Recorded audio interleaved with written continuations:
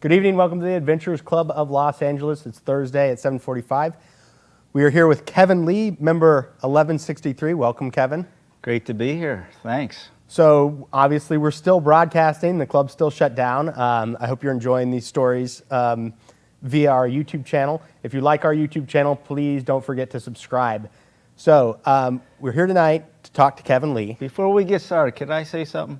Yeah. I haven't been here for 3 or 4 months, and I'm very impressed with what you, Brian, Alec, Andy, all of you guys have been doing in the club. Looks really fantastic. Well, thank you. We're trying to do something, you know, in this time that we're shut down, right? And we keep saying Andy, but can we show the world who Andy is? Andy, would you mind running back here just for a second? Yeah, just take a neat This is don't trip over anything. Yeah, oh, Andy and you have been doing a bang-up job. Hey, Andy, you need a haircut, yeah? This is Andy on this channel. Yeah. So, sure. And we do appreciate everything you do because this is not a one-man show; it's a two-man show. That's right. You guys are doing a terrific job. And this is the guy behind the scenes doing all our stuff. So thank you very much, Andy. We appreciate all your work. And thank you, Kevin. Yeah, well, talking about haircutting, I was able to get a haircut just last week for the meeting tonight. Otherwise, I was going to come in looking like Samson. I was actually able to get a haircut yesterday, too. Because it just happens in my bathroom, right? Yeah. And then we're done. Yeah. So I do try to get a haircut every week just for the show. Well, every month, but it was like going on 3 months. So I had had a long wig, let's put it that way. Yeah. Hey, what do they call it? The COVID beard? Yeah, right. So, Kevin, everybody knows you because your badge is very colorful and it's got this sea slug on it known as a nudibranch. So, good pronunciation. Yeah. We're gonna put a picture of a nudibranch up right now, and we want you to identify it. Name that nudibranch. Oh my gosh! Well, if I were a guessing man, that is called a Placida kevinleii. Kevin Lee. Well, it's much to my pleasant surprise last year, Angel Valdez is one of the foremost sea slug experts of the world. I'd been helping him and his cadre, David Behrens and Terry Gosseliner, collect and photograph these nudibranchs around the world, 7 continents. And he surprised me by naming this particular sea slug after me. So I shot it off the coast. You have a species, yes, an animal species named after you. Yes. So I don't have any other children that I know of. So this is my baby, and it was taken off the coast of Kenya. And just so people know, how big are these? Well, the largest one is right off our coast. It can be like almost 3 feet long. Oh wow! The heterobranchs. But this one is maybe an inch, 3/4 of an inch. So like that big, right? Much less, half that. So all of this is like macro photography. Correct. That you do. That's right. And it's gorgeous. It's a very unique. Well, I wish I had taken a better shot actually, but I thought it was the same species that I've seen in Korea. So I just saw it and I just took like 2 shots of it just to document that I'd seen it, not knowing later that scientists would figure out it's a brand new species. That's pretty cool. Yeah. So these things they're fascinating. So you collect some of them too? Well, with proper permitting, yes. I've been on teams where we collect them and we pickle them and we send them off to research centers like Angel Valdez I mentioned and what have you. Los Angeles County Museum of Natural History also. Not only nudibranchs, but other invertebrates we collect and we send to them, and many of them end up being new species. That's crazy. Yeah. And now what distinguishes a new species of any animal? Because I mean, these are all very colorful and stuff. So first of all, how many species of nudibranch do you think exist? There's probably 3,500 to 4,000 now that have been described. And what makes it a new species? The well, standard, it's because can't breed with each other, or? Well, in the animal world in general, yes. But you have wolves who can mate with dogs. You have horses with mules, things like this. So there are some interspecies breeding, but normally the progeny cannot reproduce. Yeah. So in the field of nudibranchs, what's turned the world around topsy-turvy is the advent of DNA analysis. So, you know, up to now, you had species named after, you know, visual observation, dissection, looking at the gut. The nudibranchs even have teeth called radula. And so you can count, you know, how many denticles are there. All these things, you know, you guessed, and you were probably 95% correct as to the species. But it turns out with DNA, you may not even be in the same genus. And so with DNA analysis, it's the taxonomy has changed a lot. And so with that also as a powerful tool, you can determine when you see a new species or find a new species. Yeah. Yeah, Well, that's pretty cool. yeah, yeah. So tonight we're not here to talk about nudibranch, though, which is something that you're very much into. Right. We're here to talk about, I think I'm going to call it maybe your origin story or one of the big One of 'em. adventures. Yes. I mean, you've been an adventurer all your life, right? Correct. Probably started when you were 5 years old or so. That's right, yeah. But you told me that you were working, and this is like the classic, like how the adventure starts, right? Yes. You're working a corporate job in Seoul. Yeah, let me And- explain that. yeah. You know, I had, you know, what most would consider a safe, secure, comfortable, financially rewarding job in Seoul, Korea, working with a major corporation now called Amore Pacific. It's the largest cosmetics firm in Korea, and they're pretty much worldwide now. Okay, but you know, I'm Korean American with the emphasis on American.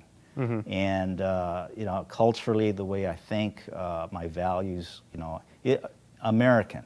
But Right. I did want to go back to Korea because I wanted to learn about my heritage. We all have a heritage in the U.S. Even, I suppose, the Native Americans here, you know, migrated from Asia. So Right. I wanted to get in touch with my heritage, so I went back to Korea to learn the language, and I speak it fairly fluently with an American accent. But I did spend some time there learning about the culture, the history, etc.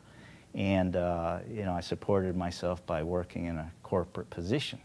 But eventually I came to the conclusion that I needed to get myself back to the U.S. where I felt more comfortable. And so I decided to just bail, you know, sell everything I had, and Yes. return to the U.S. But before coming, I would take maybe 2 or 3 month excursion, you know, in Asia. And how long did you go for?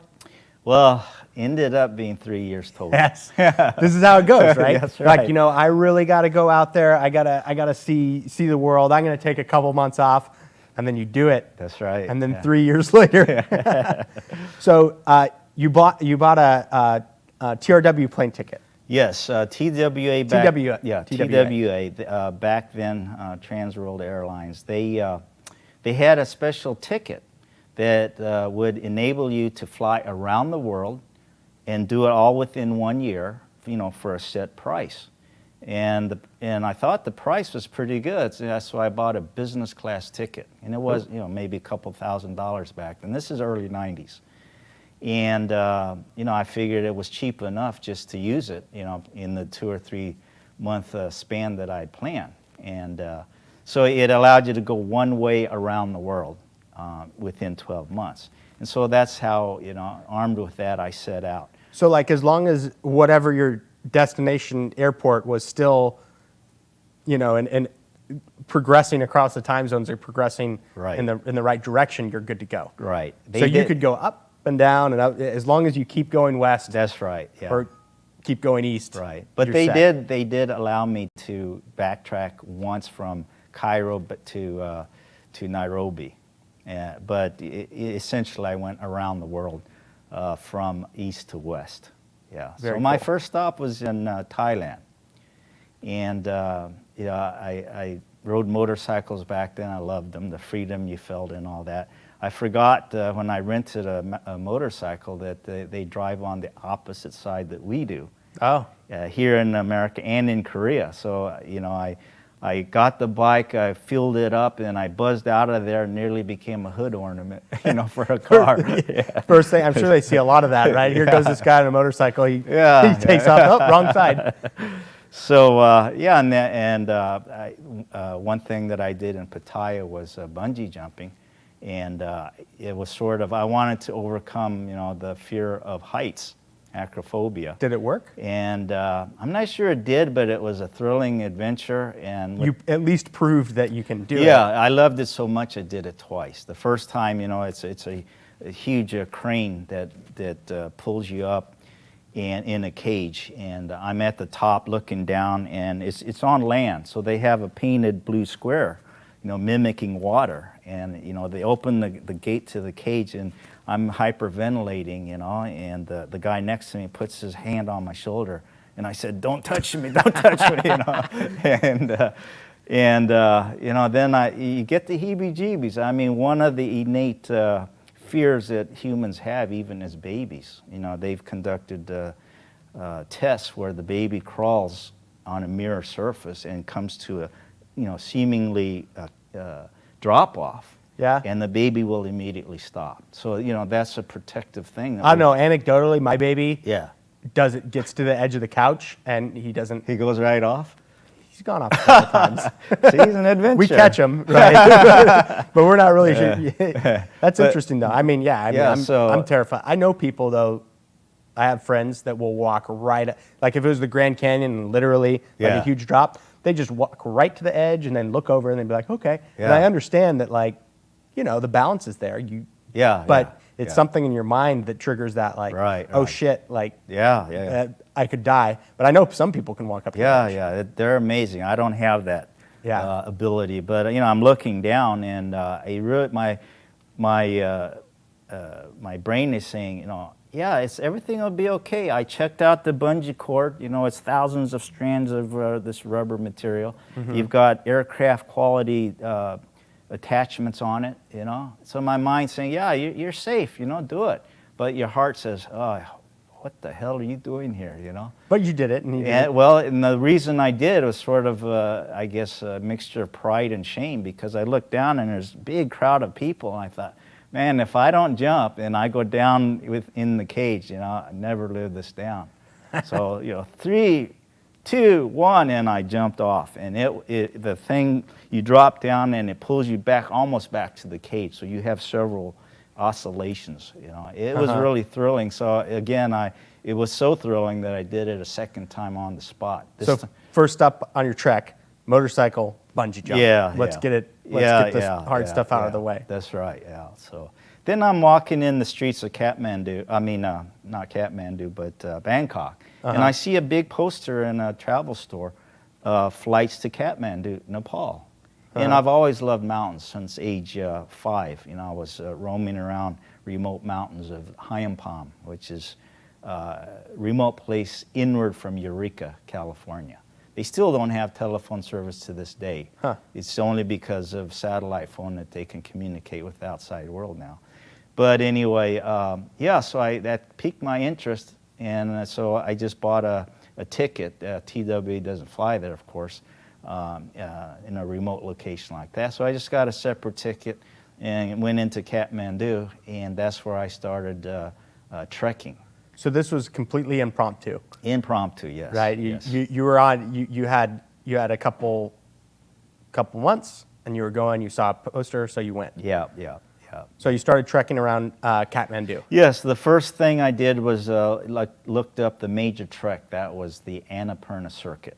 Okay. And it's a 2-week trek, and you go, in this loop, counterclockwise, and you go between Annapurna and Dhaulagiri mountains. And the Himalayas are very, impressive, awesome sight. Anyone who enjoys hiking, you should go there. So Annapurna is one of the 14 peaks of the world that are over 8,000 meters. In other words, about 26,000 feet. So I thought, well, yeah, that's for me. So, I was a greenhorn, didn't know the first thing about how to trek anywhere, let alone in the highest mountains in the world, So I did hire a porter a Sherpa in the beginning.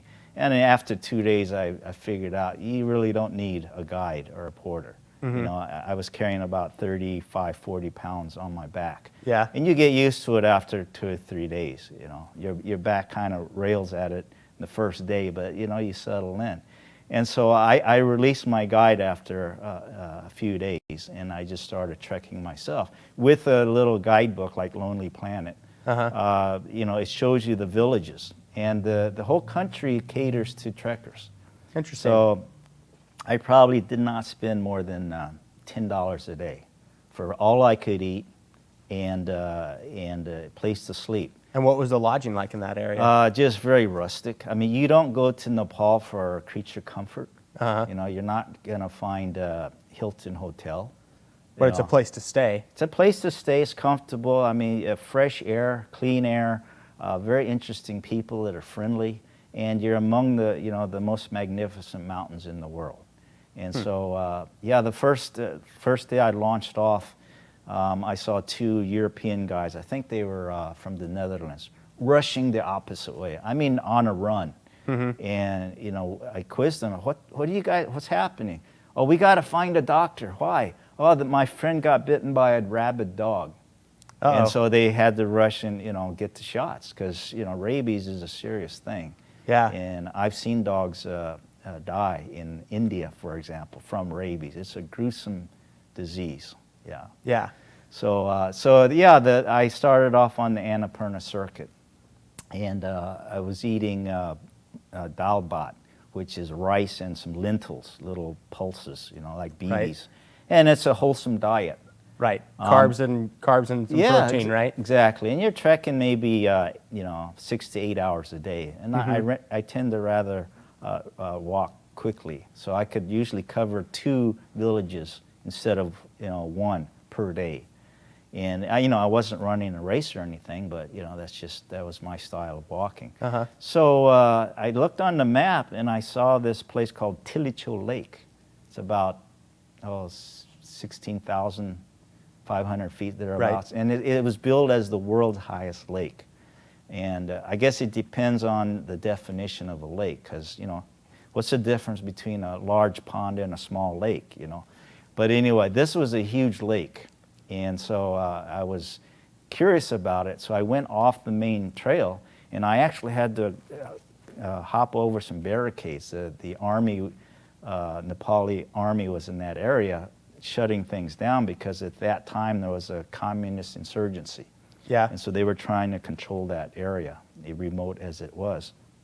So I went around the barricade, no one was there, went up to this little village called Kangshar.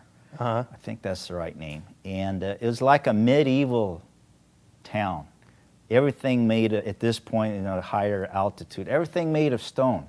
It's like stepping back 500 years, you know. Yeah. And I saw this buckwheat field, and workers, you know, working the field. But there was one lady off to the side, you know, looked rather weak and lethargic. And so I inquired about her. And a gentleman told me that, she's new mother. She just had a baby, and she's back to work 2 hours later. You know? No, she's not lazy. She had a baby, but don't worry, she'll be Yeah, back. right. She'll be back to work in a couple hours. Yeah, that just blew my mind. She just needs to take a breather. And I saw another lady, you know, elderly lady. I guess she had to relieve herself, you know, number one. And they have these long maxi skirts, you know, really nice dresses. And she just went over to the side of the field and she kind of spread her legs, and I could see kind of some water droplets coming out from under her skirt. And then I realized, she's just relieving herself. And you're just standing there watching. Yeah, I mean, yeah, you know. They're like, what's this guy doing? Portable latrine, you know. Yeah. So anyway, yeah, in that village, you know, I had been eating this diet of dal bhat all this time. And dal bhat, so it's basically lentils and rice, Yes. Yeah. But this is like a common staple. Like Yes, if yes, you go to a yeah. restaurant or whatever, Yeah. not a restaurant, but if you ask someone for food, like that's Yeah, it's just that's the everybody thing that they're eats gonna it, give you you. know. It's Yeah. even in common in India. Yeah. Okay? And it's wholesome for you. So eating that diet, you know, for 2 weeks up to that time, you know, I'm kind of craving, other flavors, especially meat. So in this village, I go into the kitchen, a rustic kitchen, a fire, wood fire going, and they hand me this menu. And it's difficult to read. It's like chicken scratching on it, and I could make out chicken. Oh, you have chicken? Yeah, you want? So yeah, I'd like some chicken, So, I settled down to have them prepare it and all, and a couple of minutes later, I hear all this commotion at the front door. And, it's a chicken clucking and all. They open the door, and a guy comes in, and he hands me a live chicken. So, oh, what? And so I realized, well, Nepal is probably the only country in the world that is officially Hindu. Okay. And Buddhism, is a spur of that, like Catholicism and Protestantism. So there's a lot of commonalities, Hinduism and Buddhism. And of course, one of the tenets is, respect life and don't kill anything. Yeah. And so he says, here's your chicken. You kill, we cook. And so, oh my gosh, really? And so I had, experience, butchering chickens on a farm in Centralia, Missouri before. So I knew exactly what to do, So I took it out back and butchered it. And so that's interesting because I guess you said they cater to trekkers. And I guess hey, it's okay if you want to eat your chicken, but we're not killing it. That's right. Basically That's the right. thing, right? That's right. So here you go. We'll take care of it. But wow, it tasted terrific. However, I had to teach them how to cut it up because if you go to Popeyes or KFC, El Pollo Loco, the pieces are cut at the joints. You have a nice piece of meat, These guys, they took the chicken, and fortunately, they scalded it and plucked the feathers off because scalding, will release the feathers more easily. But they took that chicken, put it on a chopping block, and proceeded just to hack it to a million pieces. So you had all these splinters and bones, and they just threw it in a cauldron, big cooking pot, and just cooked it that way. So it wasn't the best chicken you had. You had to be careful not to pierce your mouth, with these slivers of. So afterwards, you showed them how to. Well, part of it, I explained to them. Yeah, if you cut it this way at the joints, it's probably preferable, So the next trekker maybe got a little bit better. Yeah. You teach them how to roast it too, not boil it, right? Well, they didn't boil. They just put it in a pan with some oil. And okay. It tasted good, So after you've been eating rice and beans for all that time. So this place was very interesting in that, they get 5 to 10 feet of snow in a winter. So they have a second story to their homes, and they live up there, and they bring their the yaks, the high altitude bovines, in their home, and they live, on the first floor. So they're storing up hay and whatnot. For the animals down there, and they have a cache of potatoes and rice and whatnot to endure the winter time. So these are very hardy people. So the day that I wanted to go see the lake, they boiled me some potatoes and some food and put it in my pack, and I had a day pack. So I'm trekking to this lake, Tilicho Lake. And man, the landscape was as if I were on the moon. I mean, I'd never seen anything like it before. There's these, 200, 300-foot spires of dirt just standing there with a big boulder on top. Because through the hundreds of years, it had weathered down. But that boulder on top protected the spire below. Interesting. And the trail was very steep. And there was a lot of scree.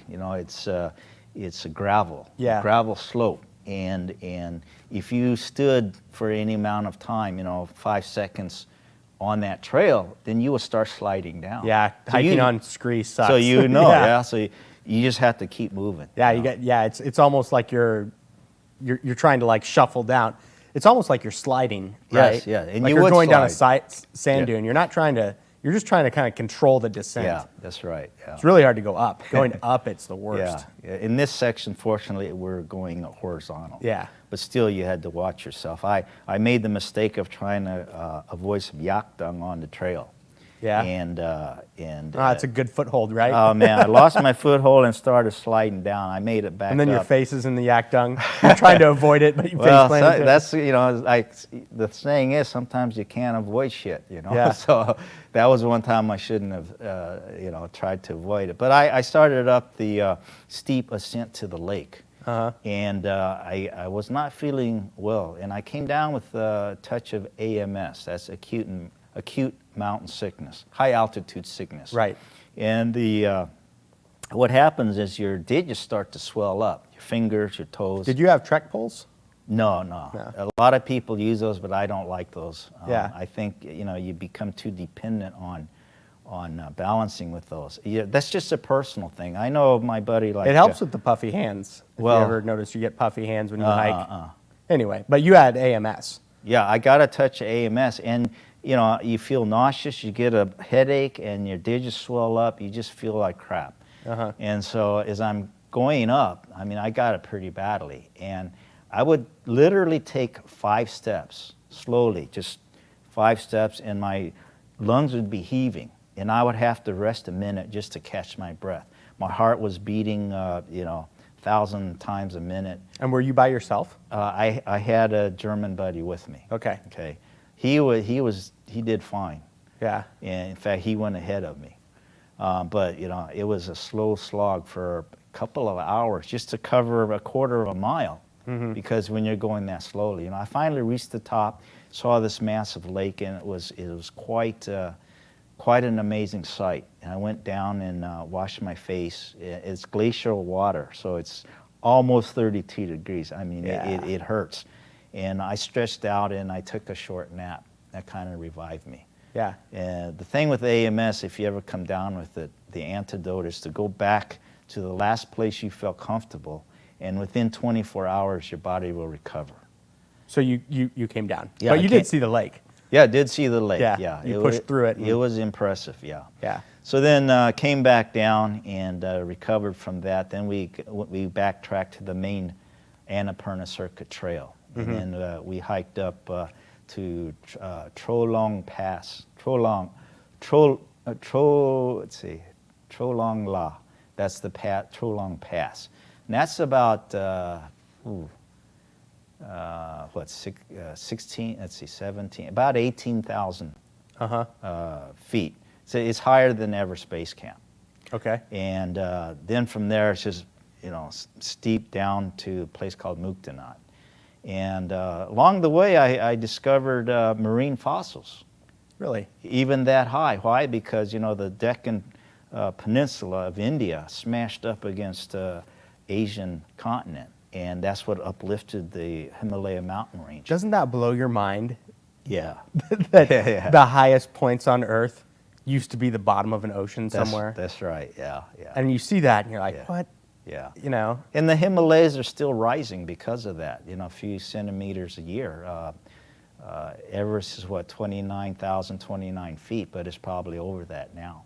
Yeah. And so, yeah, you see these. I don't know if Andy has a photo of the skull that I found near Muktanat. I was just trekking down, saw Yeah, this here it human is right skull. here.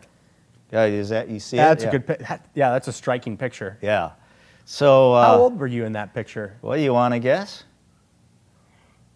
What do I? Okay, I'll let you guess. I don't What know. do I You- look you're- like now? You're a tough read, man. I'd say in that picture you are 24 years old. Add about 10 years to that. You're 34 in that picture? Yeah, thereabouts. Yeah. Healthy living, huh? Yes, I guess so. Well, I never got married, so that might have something to do with it. No, marriage helps you out. Oh, is that right? Okay. Yeah, I mean it should help I'll you take out, your word right? for it. Yeah. If you do it right, it makes you a Yeah, yeah, better person. well, that- it helps you out, yeah. de-stresses your life. Yeah. Well, that If it's stressful, I don't know. I've seen good examples of that. You're correct. Yeah. So, yeah. So this is a skull you found? Yeah, it's just on the side of the trail, and there were moss and lichens growing on it, and I had my buddy, snap the shot, And later, when I got back to the U.S., I had a friend who worked in the police department. And I asked, she's a forensic scientist, and I asked her, well, can you kind of tell me anything about this skull? And she told me, well, it's female.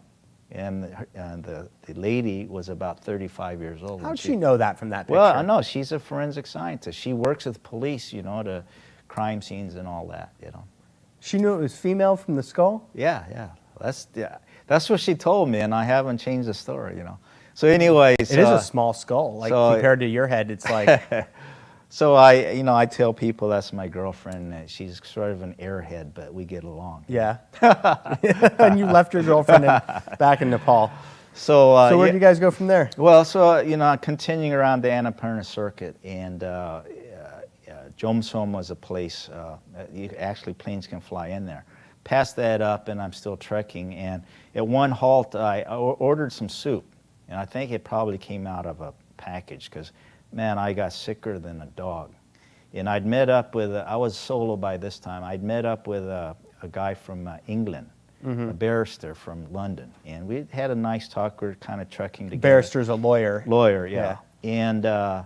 But then after lunch, I really got sick, and I was expelling fluids from both ends. Let's put it that way. Not Yeah, we know that. comfortable. Yeah. And you know, just retching on the trail, and I had to slow up, and my next halt was, you know, miles and miles up the trail, and fortunately we had a full moon that night, so, you know, I could continue trekking after the sunset. And then by 1 a.m. I wandered into this little village, rapped on the door, and you know, proprietor let me in, and in the bed, you know, I see in this room was that barrister friend. He was sound asleep. You know? Yeah. So I'd caught up with him, you know. That's good. So, What yeah. do you think it was? You think it was the soup packet, or you think Yeah, I it was think the it water was they made it? probably old soup packet, you know. And it was like tomato soup. I thought, well, that sounds good. Probably botulism in a can. Well, huh? whatever, I don't know. You Yeah. know. You know, all these places are very remote, and so, you know. But, you know, and it, Should have picked the rice and beans, right? right, exactly. Yeah. Yeah, but you know, that kind of restored my confidence in the human body. I mean, this machinery is amazing. Yeah. You know, with the immunities and everything that it develops, and you know, I really wasn't scared for my life or anything. I just knew it was, you know, a little bump in the road, uncomfortable as it was, you know, but it got over it. I think made me stronger. For sure. So after that trek, I went down into the second largest city of Nepal, Pokhara. And there's a nice big lake there. And so I was just elated to have finished this major trek, seen all these sights, you know, and it was warm, nice and warm for a change. Yeah. So I hired a mountain bike, just rented a mountain bike. And it was like a, you know, 27 speed, you know. So I stripped down, you know, shirtless. I'm going down this dirt road, you know, in the highest gear. I was just buzzing. I was really feeling great. And Right. up ahead, I saw this water buffalo, and I didn't imagine that just as I passed, it would turn its head, and I caught my handlebar on its horn, and I went airborne flying. Oh man! And I landed, and you know, my back was all scratched up, and I felt with my tongue inside my mouth, and I felt a gap. I had popped out my canine tooth. Still gone, huh? Yeah, well, this is, you know, what do you call it? The implant? The implant thing, Yeah. you know. That I was, looked like Snaggletooth for the longest time, you know, around India. So you were like you were on that high, Yeah. just having fun on this bike, and you're like, you know, water buffalo are big. So Oh, yeah. I imagine you were getting kind of close to him, but you just didn't think he was going to turn around and look at you. No, I just, yeah, I was dumb. I should not have got that close to him. It was a narrow road, you know, and I just, you know, I could see him from a distance, and he was just walking on the side. But Yeah. just as I passed him, he turned his head, you know, and just hooked me, you know. Bike was okay, you know, my body wasn't much, but as I straggled into my guest house, I passed a bookstore, and in the window was this book called Annapurna. Uh-huh. And I thought, well, okay, it was a very thin book. And so I bought it just to learn about the mountain that I just passed, Annapurna. And it was written by Maurice Herzog and Louis Lachenal, two Frenchmen.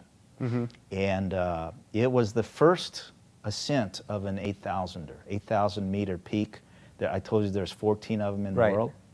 And they did that in 1950.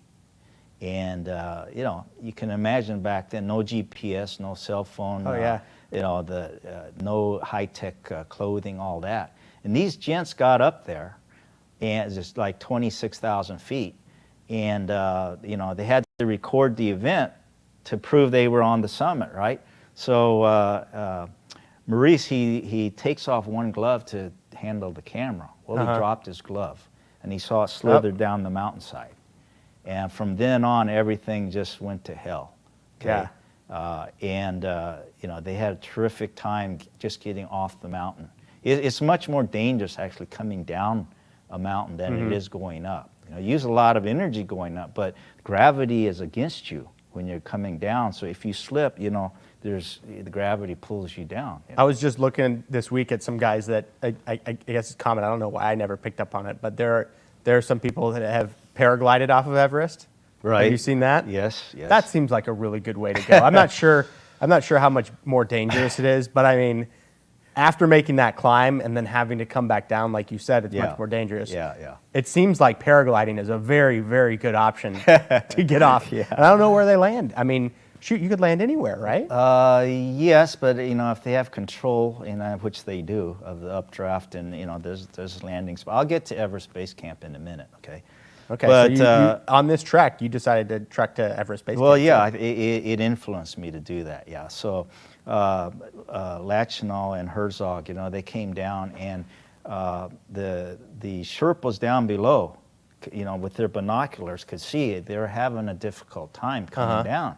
So they went up to assist them, and the Sherpas are rather diminutive, peoples, small and stocky. They're powerful, So they two Sherpas, as I recall the story, they roped off with Herzog. Maurice is a 6'6", a very tall Frenchman. So those three are tethered together, and as they're coming down, a mini avalanche swept them off the path. Well, there's no path, Yeah. but swept them off, and the two Sherpas went on one side, Maurice went on the other of this little cornice, and they perfectly balanced each other. Otherwise, they would have been toast. Jeez. So think about that, just a freak thing like that, and they survived. So the other guys came back and pulled them up, Maurice had a horrible time when he reached base camp. He literally wanted to die because he was in so much pain. Frostbite had set in all his digits, and the doctor said, "Now if we're gonna save you, we got to put some of this, essentially blood antifreeze in your body." Yeah. And there's only like two places you can do it. It's either the armpit or the groin. So they selected the armpit. Yeah. And the Sherpas, 10 of them or whatever, held him down, and he was just screaming, and the doctor pushed that needle through the main vein there, and it saved his life, But he really he was in so much pain, he did want to die, prayed for death at that point. But he got back down to the lowlands, and going across, I think he met the king of Nepal at the time, and train ride over to New Delhi. And as they're going, the doctor was taking care of Maurice, and he squeezed his little finger. It was black by this point. So, can you feel that? No? Okay, snip, he amputated it. So he did that with all his digits, and then, they had to sweep out these black digits, human fingers and toes, and the people that are standing by the train, they're watching all these things come out, being swept out, and they're standing there aghast, not knowing what the heck is happening, But he lost all his fingers and toes, but it didn't stop him. He went back to France. I think he became the Minister of Sports, and he died at a ripe old age of 91, 92. Yeah. You know, he's quite a man. Yeah. So anyway, that's what I read all through the night while I'm toothless and a bloody back. Yeah. So yeah, that was a great trek there, and so from there I descended into India, and So what made so you got a ticket, or you just crossed the border? I took let's see, I think I did fly just a very short flight, Indian Airlines. Okay. And parachuted over New Delhi, not literally, of course, but landed there. The more time you spend on the road in these unusual places, if it's your first time, I think you grow as a person, right? You question your values, your beliefs. I talk to gurus, engineers, philosophers, the common person on the street, restaurateurs, you just it helps you grow as a person. Yeah. So in New Delhi, I saw most of the major sites there, Chandigarh and Connaught Place, historic places. We could spend an hour just talking about what's in New Delhi, but I'll proceed with our round the world trip. So from there, I went to a place called Chandigarh, where there's a population of sheiks. You've seen the Indians with the turbans, right? Right. I mean, those are sheik peoples, okay? And their clan is distinguished by the color of the turban. So I befriended one guy who had a turquoise. He was of the turquoise tribe or clan. Very nice guy. These are very intelligent people, often mistaken for Muslim. Just out people's ignorance. They make fine doctors, engineers. They're very accomplished people when they immigrate into the U.S. So the turban is it's a religious thing, but it's also an ethnic thing. Like if yes, someone in a yes, turban, yes. they're not necessarily some sort of clergy or whatever. No, it's just the Monk common, or yeah, yes. yeah. And Their ethnicity. I think part of it is because these sheiks, according to their beliefs, they should not cut their hair.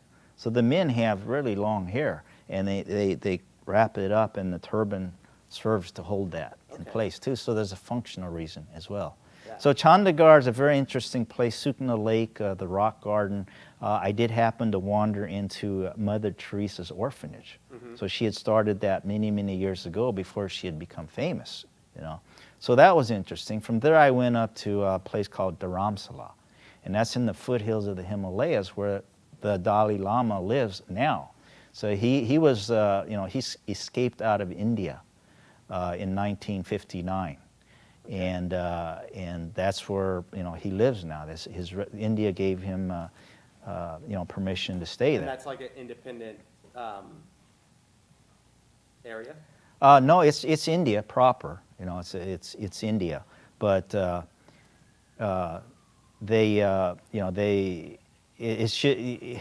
Dalai Lama has a compound there, and the reason I went up there was not to meet the Dalai Lama, although it happened that I did later. I went up there to go trekking, and because it's against the foothills of the Himalayas. So as I was there and just trekking around the area, I found out, well, yeah, if you want to, you can get an audience with the Dalai Lama. And I was keen to do that because years earlier when I worked in Korea as a business consultant, I had taken a 2-week vacation to Tibet, to Lhasa, and I'd seen the Potala Palace, magnificent medieval structure.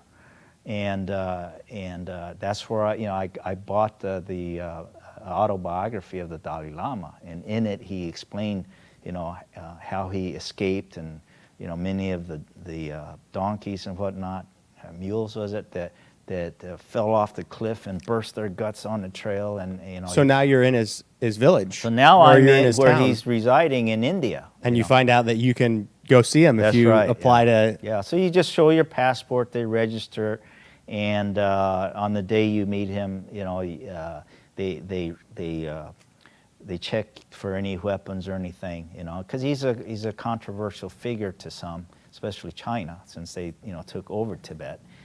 There's vast mineral resources, uranium, et cetera, that are important. It's not just they didn't just grab a piece of land. It's the average highest land mass if it were its own separate country. Right. You know, so there's reasons why China took it over. You know, so on the day that I went there, you know, there's a line of people waiting, and the Dalai Lama came out, and before he meets the foreigners, he greets any Tibetans that have recently escaped from China.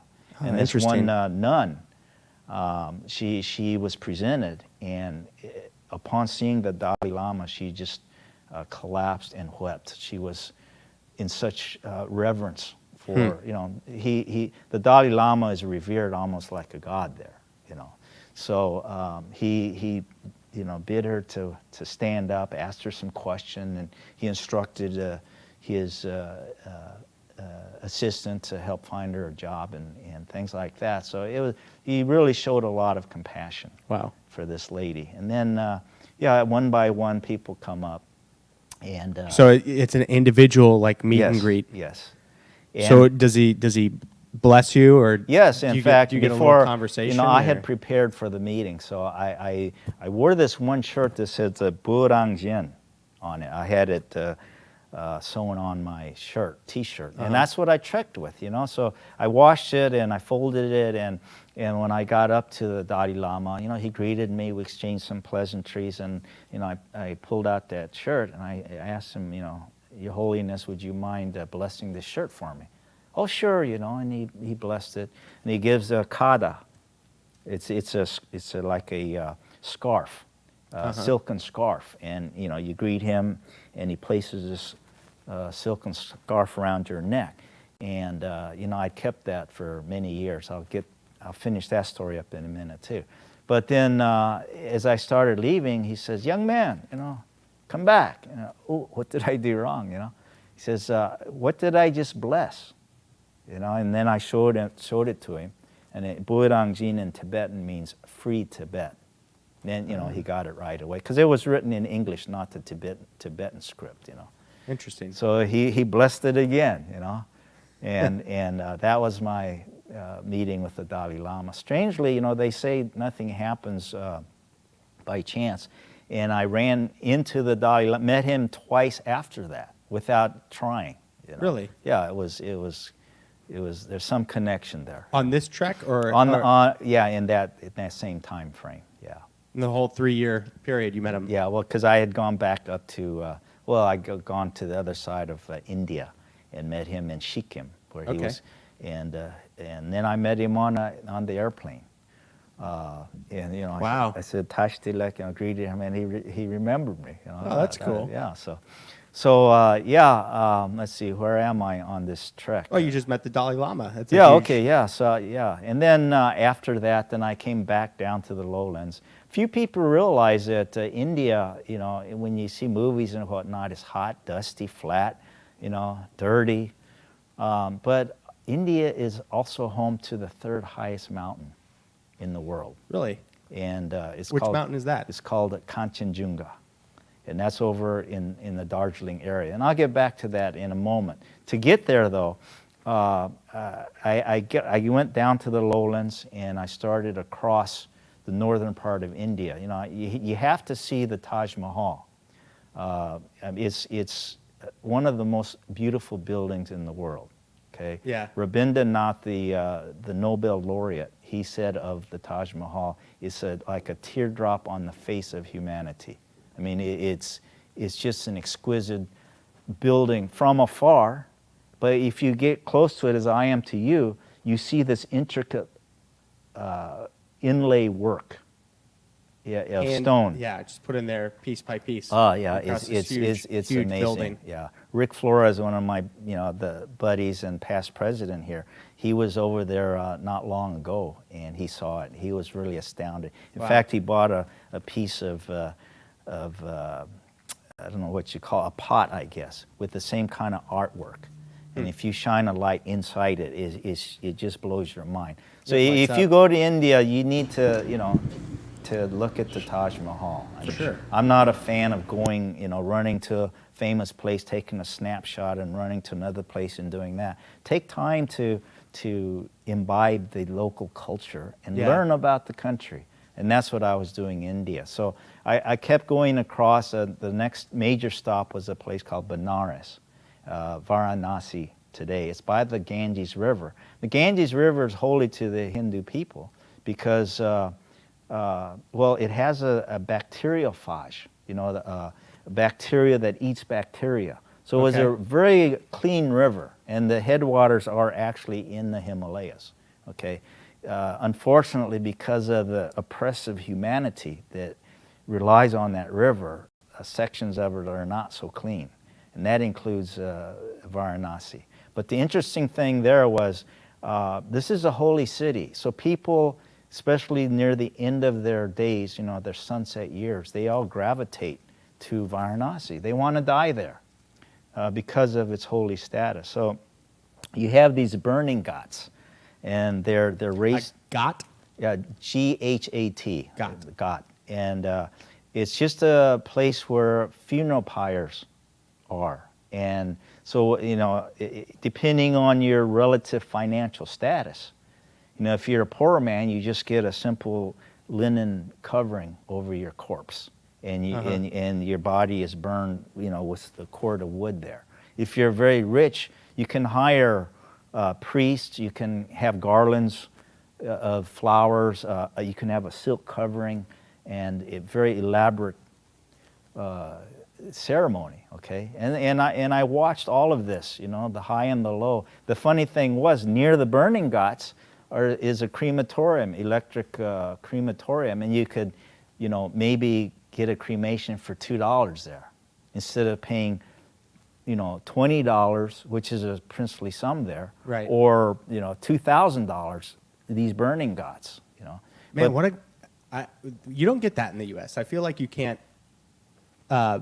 be dispatched via funeral pyre Pyre, here. yeah, I haven't. I've always said that. That's the, you know, my wife asked me, well, do you want to be cremated? I'm like, no. Yeah. I don't want to be just cremated. You I want wanna- a funeral pyre, Yeah. like drifted out to sea, and Yeah. someone shoots a flaming arrow at it. Well, which I mean, seems like the best It would way be to go. meaningful, you know, It and would the be Vikings meaningful. did that, you know. Or are you a Burning Man guy? I forget. Are you part of the crew that goes to Burning No, Man? I haven't. I'd like to, That but would be a great funeral pyre.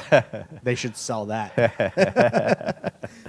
So yeah, Back to India. Well, and this whole thing as you're watching people, you know, they dip the body, the corpse, into the Ganges River as a cleansing ritual, and they set it up on this.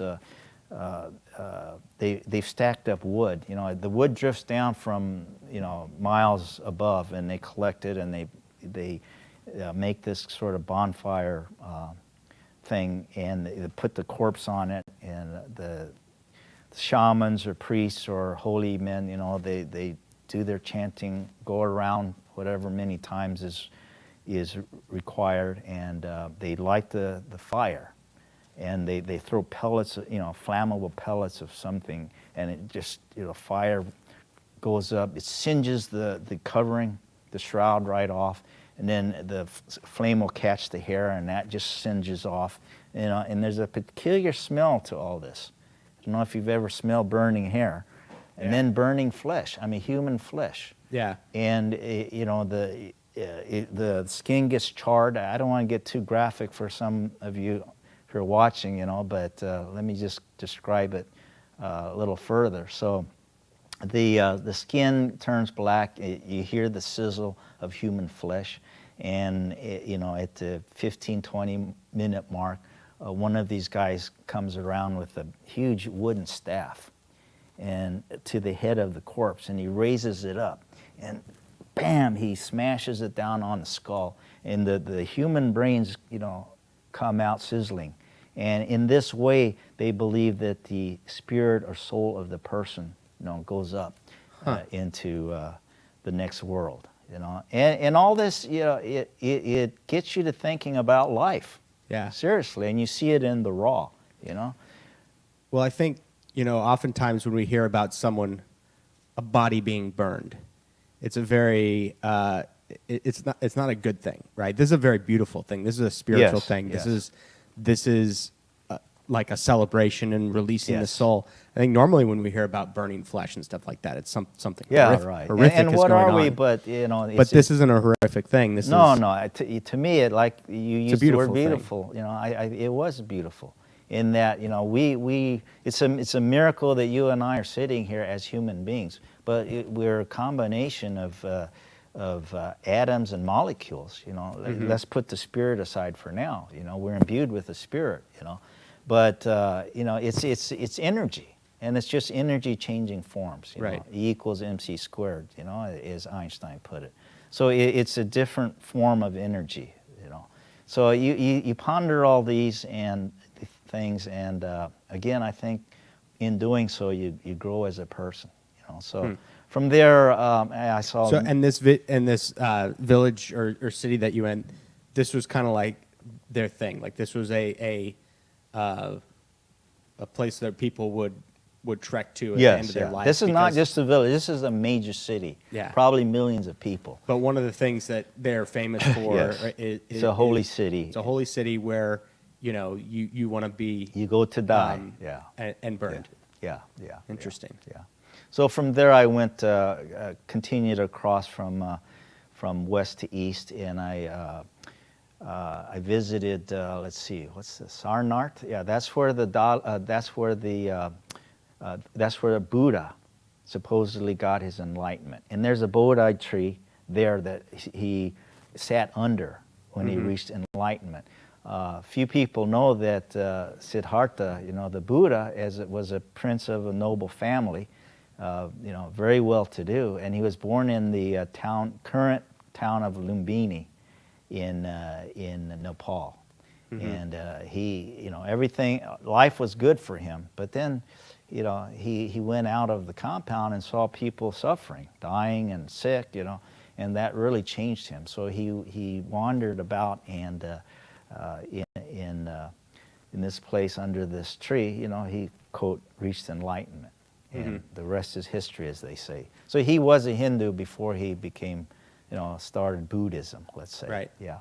So from there I went to Calcutta, present-day Kolkata, and there's lots to see there. And one day, well, before I get to that story, let me say that there's a 5-star hotel called the Oberoi. Okay. You know, it's a swank, luxurious hotel. I'm sure it's still there. But I would take my meals there, but sleep, you know, in a guest house that costs maybe $10 rather than $100 or $200. Now, what were you eating while you're in India? Well, in India, you know, Because I hear that's a decision that everybody has to make, and well, yeah. because before you were eating the local fare, which Right, is rice right. and beans. And you I know, did now- I did largely eat local fare that was cooked. Okay. I even went to roadside eateries, but if you know, I for some reason, for example, I had a hankering for cucumber, and I asked him, let me have cucumber. He was gonna peel it, slice it, and throw his spices. I said, no, I just want the cucumber. Oh, okay. So with the cucumber, I had my own knife, and I just peeled it myself and ate it, knowing that it was safe to eat. Yeah. Because you know, sometimes like with water bottles, I mean, these guys are very entrepreneurial, you know, in not a good way. They'll take a water bottle that a tourist throws out and retrieve it, fill it with water, and put the cap back on to where it looks like it's, you know, not been tampered with. And if you drink that water, you're going to get Montezuma's revenge, believe me. So I befriended people that I trusted, you know, store owners, and they would give me, you know, good water, et cetera, et cetera. I can treat that water too. I feel like I would treat it. You know? Well, I did have some water treatment pills for when that was, you know, I had to use them. But well, you know, it works well too because I've used the iodine pills. They taste awful. Yeah. Right, and then they have the other stuff. You put it in there, and it tastes a little bit less awful. Yeah. But just chlorine bleach, like a couple drops per liter. Because, you know, we're pretty used to the taste of chlorine. Right. And it does the job. Most of city water is chlorinated. Yeah, I mean, everything we drink is chlorinated. Yeah, so you just do that. And It's a pretty good deal, and you're used to the flavor. It doesn't taste like iodine. Right. It tastes awful. So the reason Anyway. I went to near the Oberoi was because in my guidebook, there was a place called Suter Street, which is maybe 1 or 2 blocks away from this luxurious hotel.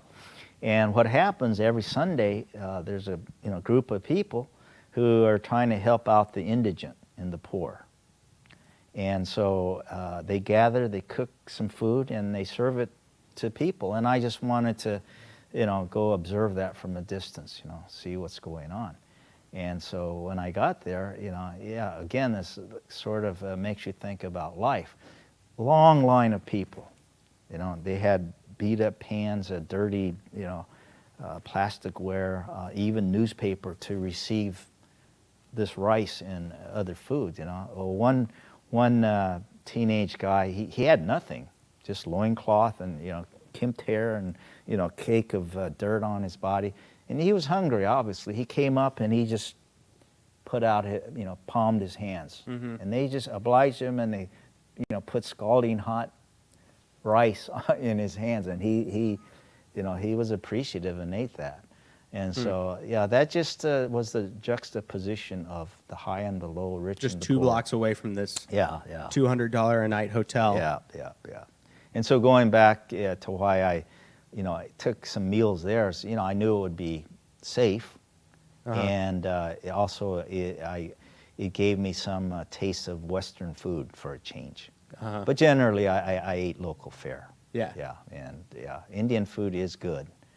There's some that's not, but every culture has the good and the bad. So in Calcutta, Kolkata, I wanted to visit this. There's a major museum there. It was very hot, bloody hot, and I got to this museum, and there was just the line was too long. I didn't have the patience or the will, to wait in this heat. Oppressive heat. It was just. So I started wandering around that area, and lo and behold, I look up and I see the sign, Mother Teresa, compound or whatever the sign said. And I didn't imagine that she would even be there because she had just had open heart surgery. But, I was curious, since I had seen her orphanage in Chandigarh, thought, well, let me just check this out. And, the nuns were there with their white robes and the distinctive blue lines, on the edge. Went in there. And I noticed a group of Italian ladies in the corner. They were talking amongst themselves, and to my amazement, out bounded Mother Teresa.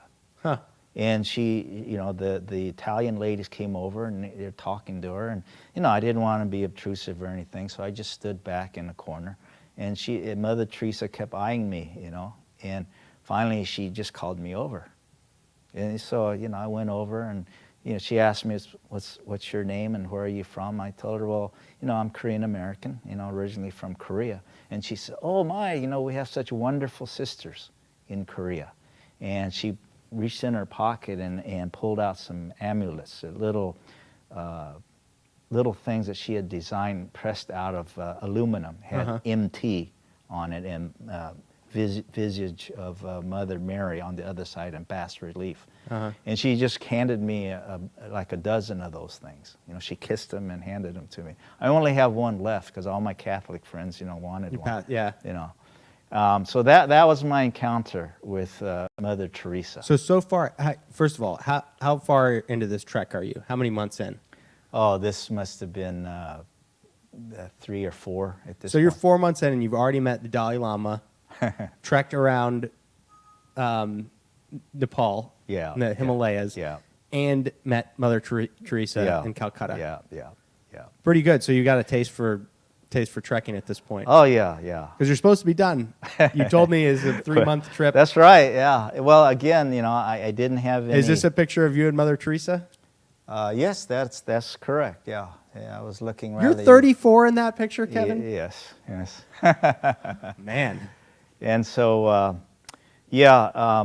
got sidelined. I should have, before Calcutta, I should have told you that I went to Mumbai. You know Mumbai? Mm-hmm. Yeah, it was, Bombay. I like the old names better, but I went to Bombay. And again, there was a Oberoi Hotel, and I stayed in a $5 flop house behind it. Mm-hmm. And I woke up one night and I looked out, and I saw a sea of humanity, slumbering on the street. And they do this every night. They don't have a place to sleep, And what amazed me was they're huge rodents. I mean, rats that you could saddle up and ride. I mean, huge thing, just crawling all over, you know, and on the people, you know. And man, that made me very thankful for a bed, you know. Yeah. And so there I met Mingma Lama and Pak Soo-gyung. So Mingma was from Darjeeling, Okay. and Soo-gyung, she's from Korea, okay? And we befriended each other, and we decided I'll meet up in Darjeeling. And that's not far from Calcutta. You go up north in West Bengal, and as you recall, the Brits had, you know, given the rights to manage India to the East India Company when it was a colony. Okay. And their headquarters was in Calcutta. It's oppressively hot there in the summers. So they reconnoitered the foothills of the Himalayas for a summer capital. And they got to the Darjeeling, and there's a beautiful promontory there, and your face is just smacked with the visage of Kanchenjunga, the third highest mountain in the world. And so it's relatively cool there. You've heard of Darjeeling? Yeah. Darjeeling tea? Exactly. And that's where the Queen of England drinks her tea from Darjeeling, because it's considered the best, you know, the champagne of teas. And the East India Tea Company, did they basically give Darjeeling its name? Like, because they, I mean, if that's their summer headquarters. Yeah, no, I don't believe so. I believe the name was there Well, I mean, long before. But I mean, we know Darjeeling tea because the East India Tea Company. Oh yeah, set up their summer they made it headquarters famous. there, Yeah, and yeah. they made it famous Yeah. basically. Yeah. It's like there's a lot of lightning there in the summers. You know, I actually stayed there 7 months. And the reason In Darjeeling? In Darjeeling. And the reason was when I first got there, I met a couple, Prim and Hema Mokhtan, and maybe Andy can pull up a picture of them. Such very kind people. Is this them here? Yes, that's them. And now, how did I meet them? They were managing the youth hostel. Okay. They're in Darjeeling. And You were staying in a youth hostel at 34 years old? Yes. It's because you look like you're 24. So, yeah, Prim and Hema, I mean, God love them. They're such wonderful people. He's passed away, unfortunately, but And you spent 7 months with them there. yes, and the reason why is because when I got to speaking with them, you know, I shared my story with them. You know, I had sort of a rough upbringing as a child, and they told me their story. They were childless. Well, they had lost 2 sons. How? Darjeeling, you know, that whole area is populated with the Nepali descendants. In fact, they still retain the culture and the language, you know, Nepali language. They're technically Indian citizens, but they're Nepali, okay, by culture. So there's probably still to this day, there's so much infighting as to controlling the local government. And Prim, he's, you know, very upright man of integrity, and he was speaking out against some of the things that the people were doing in local government. And he was so outspoken that they wanted to do him in, meaning kill him. So what did they do? You know, as I said, they were managing the youth hostel, so they had their own little flat. So one night they broke into their living quarters and mistook his son, Priya was his name, for Prim, the father, because you know Priya was in bed and you know, cover over him. They thought that that was the father, and they suffocated him. Jeez. Now, can you know, you have a son? Can you imagine losing your son? I mean, that way it was just horrible. You know? Yeah. So then that left their younger son, Dibya, and he was a trekker. And he led treks to Sandakpur and Phalut, the 2 highest points in the area. Very beautiful trek. But on one trek, he fell off the mountain, and Jeez. he died. So now the grief and the pain of this couple that had lost 2 sons, you know, and we sort of connected, and I sort of became a surrogate son, I suppose. And in fact, I still call Hima Ams, which is an endearing term for mother, you know, Ama, Ams. And she's still living, but, you know, she's lived with this heavy weight on her heart. Yeah. So, you know, I tried to be there to kind of help them overcome that. So that was my stint in. So you stayed there for 7 months. 7 And were months. Were you? Well, total, because I had to go in and out of India because you only have a 6-month visa. I see. So I had to go back to Nepal and re-up my visa and then get back in. And so, yeah, I ended up spending a total of 13, 14 months in India. Wow. So after Darjeeling, I returned to Nepal because I wanted to this time go to Mount Everest Base Camp.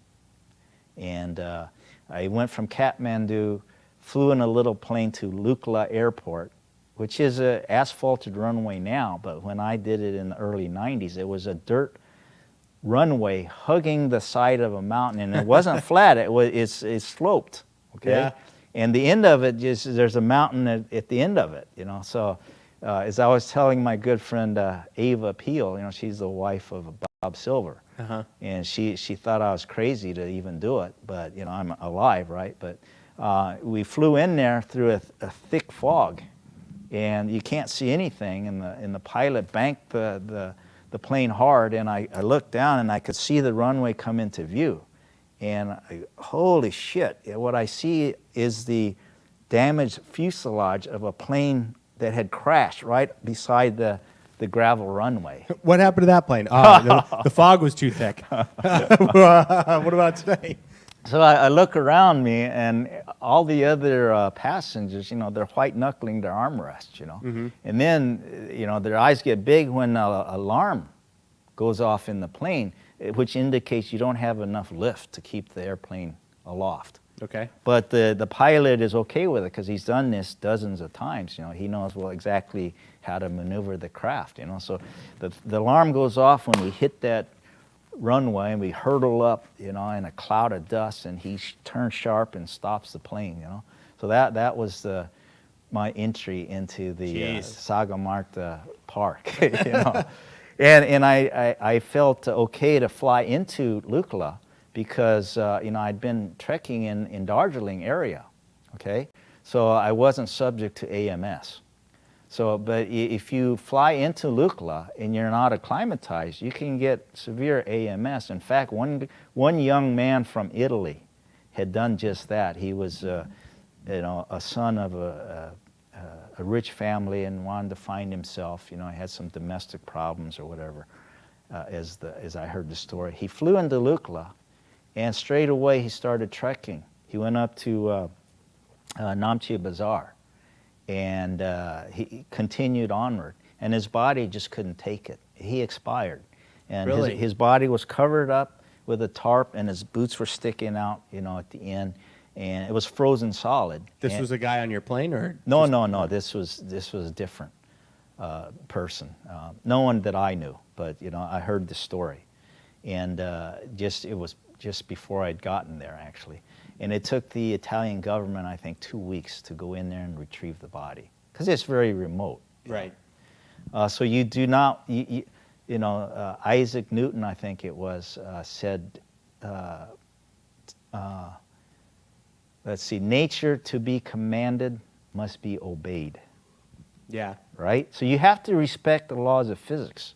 You have to know science and respect science. And this Italian guy just didn't do that, and he paid for it with his life, you know. So And that lesson is acclimatize yourself. acclimatize. Acclimatize. The body naturally acclimatizes in 24 hours. If you don't feel good, you just go back to where you felt okay, you know, the day before, and your body naturally acclimatizes. That's for going down, but for going up, you need to spend more than 24 hours. Well, to it just depends on the elevation gain, okay, Yeah. that you do. Even the local Sherpas who live high, you know, in the Himalayas, if they go down to Kathmandu and spend more than 2 or 3 weeks there, they also have to acclimatize, you know, Yeah. going back up. Even though their physiology and their blood, you know, it's evolved to be more efficient oxygen carriers than the average person. I wonder if anybody's done a study on how long it actually takes to acclimatize to, like, how fast you can do it. Well- Because like you're a diver.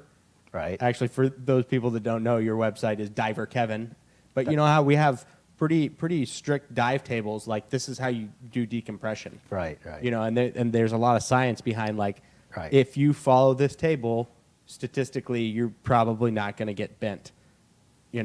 You're going to be fine. But I wonder if anybody's done that study for, like, Well, I'm sure. altitude. Yes, I'm sure there have been studies, and one important source of data is in Periche, on the way to Mount Everest Base Camp, and there, Western doctors volunteer to man the station, and in doing so, they get free room and board. They conduct seminars and things, and anyone who comes down with AMS they take care of. But in their free time, they can go to Everest Base Camp and that whole area. So they have a Gamov bag there actually, which is like a chamber. Right. So if you get AMS, you can be put in there and pressurized. In fact, the time I was there was a Japanese banker, a clerk, who had worked all his life, just diligent, day in and day out, working at this bank, and his lifelong dream was to summit a minor peak. In this case, it was what was the name? Island Peak. Anyway, so he saved money. He went to Nepal. He got the permit to climb this minor peak, and his guide rapped on the door in the morning and said, "It's time to go. We got let's go." And no answer. So the guy thought, well, he's really tired. Maybe I'll let him sleep 20 more minutes. So 20 minutes later, bang, bang, no answer. And so he got worried. They broke down the door. The guy was comatose. And they did use the Gamov bag to pressurize. And that bag basically is just filled with oxygen? Like, is it just an oxygen I don't bag? know the oxygen content, if they add, more oxygen, but it's a chamber that you can pressurize. I guess it's not that hard, because if you think about, Yeah. sea level pressure is 14.7 psi. So it's not that hard to make a bag that can get you back down to Right. sea level. Right, That's right, not a right. whole lot of pressure. So the guy did survive, but he had to give up his dream, It sucks. So yeah, you have to be very careful. So I went by Periche, went up Lobuche, and past Lobuche, few trekkers know that there's a side trail to the left, not far after Lobuche, and there's a huge glacier that's coming down, and near the base of it is a solar panel pyramid, and it just looks so out of place in this little valley. What's the solar panels for? So it's the Italian government is conducting scientific experiments there. Okay. And the solar panels, provide the energy for all their instruments. So that's a nice little side trek. And everywhere you see, these discs of yak dung, Yeah. and it's used as fuel, and it burns without smoke, and it's very hot, and you see them, we call them buffalo chips, right? Right. But people are all the time gathering this up, and at first I didn't know why you want to collect cow dung, but it's like firewood for them, What are the yaks eating up there? Just grass, like Yeah, scrub there's brush? grasses, yeah. So they're basically converting the grasses Yeah. to like a hard pellet. Because you go camping or whatever, I'm gonna burn a log, Yeah. and go Well, find. it's not a hard pellet. It's actually kind of watery, semi-viscous, and when it drops down, it forms a patty. like that big. Yeah, yeah. It's not like the cows that we see in the pastures locally. Yeah. They do. But then well, when that dries out, you can burn it. yeah, you can pick it up like a frisbee. Yeah, that's and interesting. and it retains its shape. That's a pretty efficient system. 'cause, Oh, yeah, yeah. You can't go burn the grass, right? right. Like you couldn't just go pick a bunch of grass, but you got these yak that are basically, from an energy standpoint, so the yak go eat the grass, they extract the energy that they can for it, Yeah, yeah. and they crap out the cellulose, Yep, basically, yep, yep. that's undigestible fiber, And the yaks and then provide. you can go burn that. Yeah, yaks provide milk, sometimes meat. They're a beast of burden. Uh-huh. They're magnificent animal. So from there, I went up to Gorakshep, which is the last little. It's not even a village. It's a place with a little hut Well, it was when I was there were only 2 huts. Right. And then from there, it's a day excursion to the Everest Base Camp. So near Gorakshep, there's a little hill or mini mountain, Kalapatar, which is, higher than Everest Base Camp, about 18,000 something feet. And by that I went up that, and I felt a touch of AMS coming on, but I went down to the hut and had sort of a sleepless night because the proprietor, I was the only one in the place. The proprietor had something wrong. It was a couple. The wife had something wrong with her arm. It was hurting or something. So they had hired a shaman to come and do his thing. And he was so noisy all night, beating drums, and they had a huge fire, and he'd throw stuff in there, and the fire would shoot up, and all this is supposed to cure her arm. Well, I couldn't really sleep well, But anyway, the next day I set off for the base camp. Yeah. And if you really want to experience an adventure, going up to Everest Base Camp, and I was solo, it was just a surreal place. There's the Khumbu Glacier that you walk on, and you can hear water gurgling under the ice that you're walking on. You hear the creaking of the ice. Occasionally, I'd see avalanches come tearing down the side of the mountain. There's Nuptse, and then Everest there.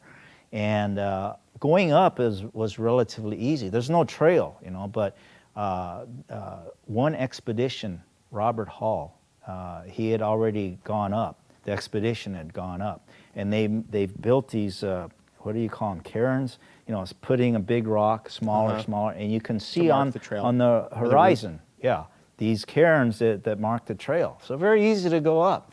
So I tooled up, and I'm still not feeling all that well. And I met Jan, Robert Hall's wife. She was the medical doctor for the expedition. Okay, they gave me some chai, some tea, wicked stuff. I mean, it's sweet. It's got milk in it, and you get used to it after a while. And then I started down, and then, as I'm going down, I see these heavy bank of clouds roiling up from the valley.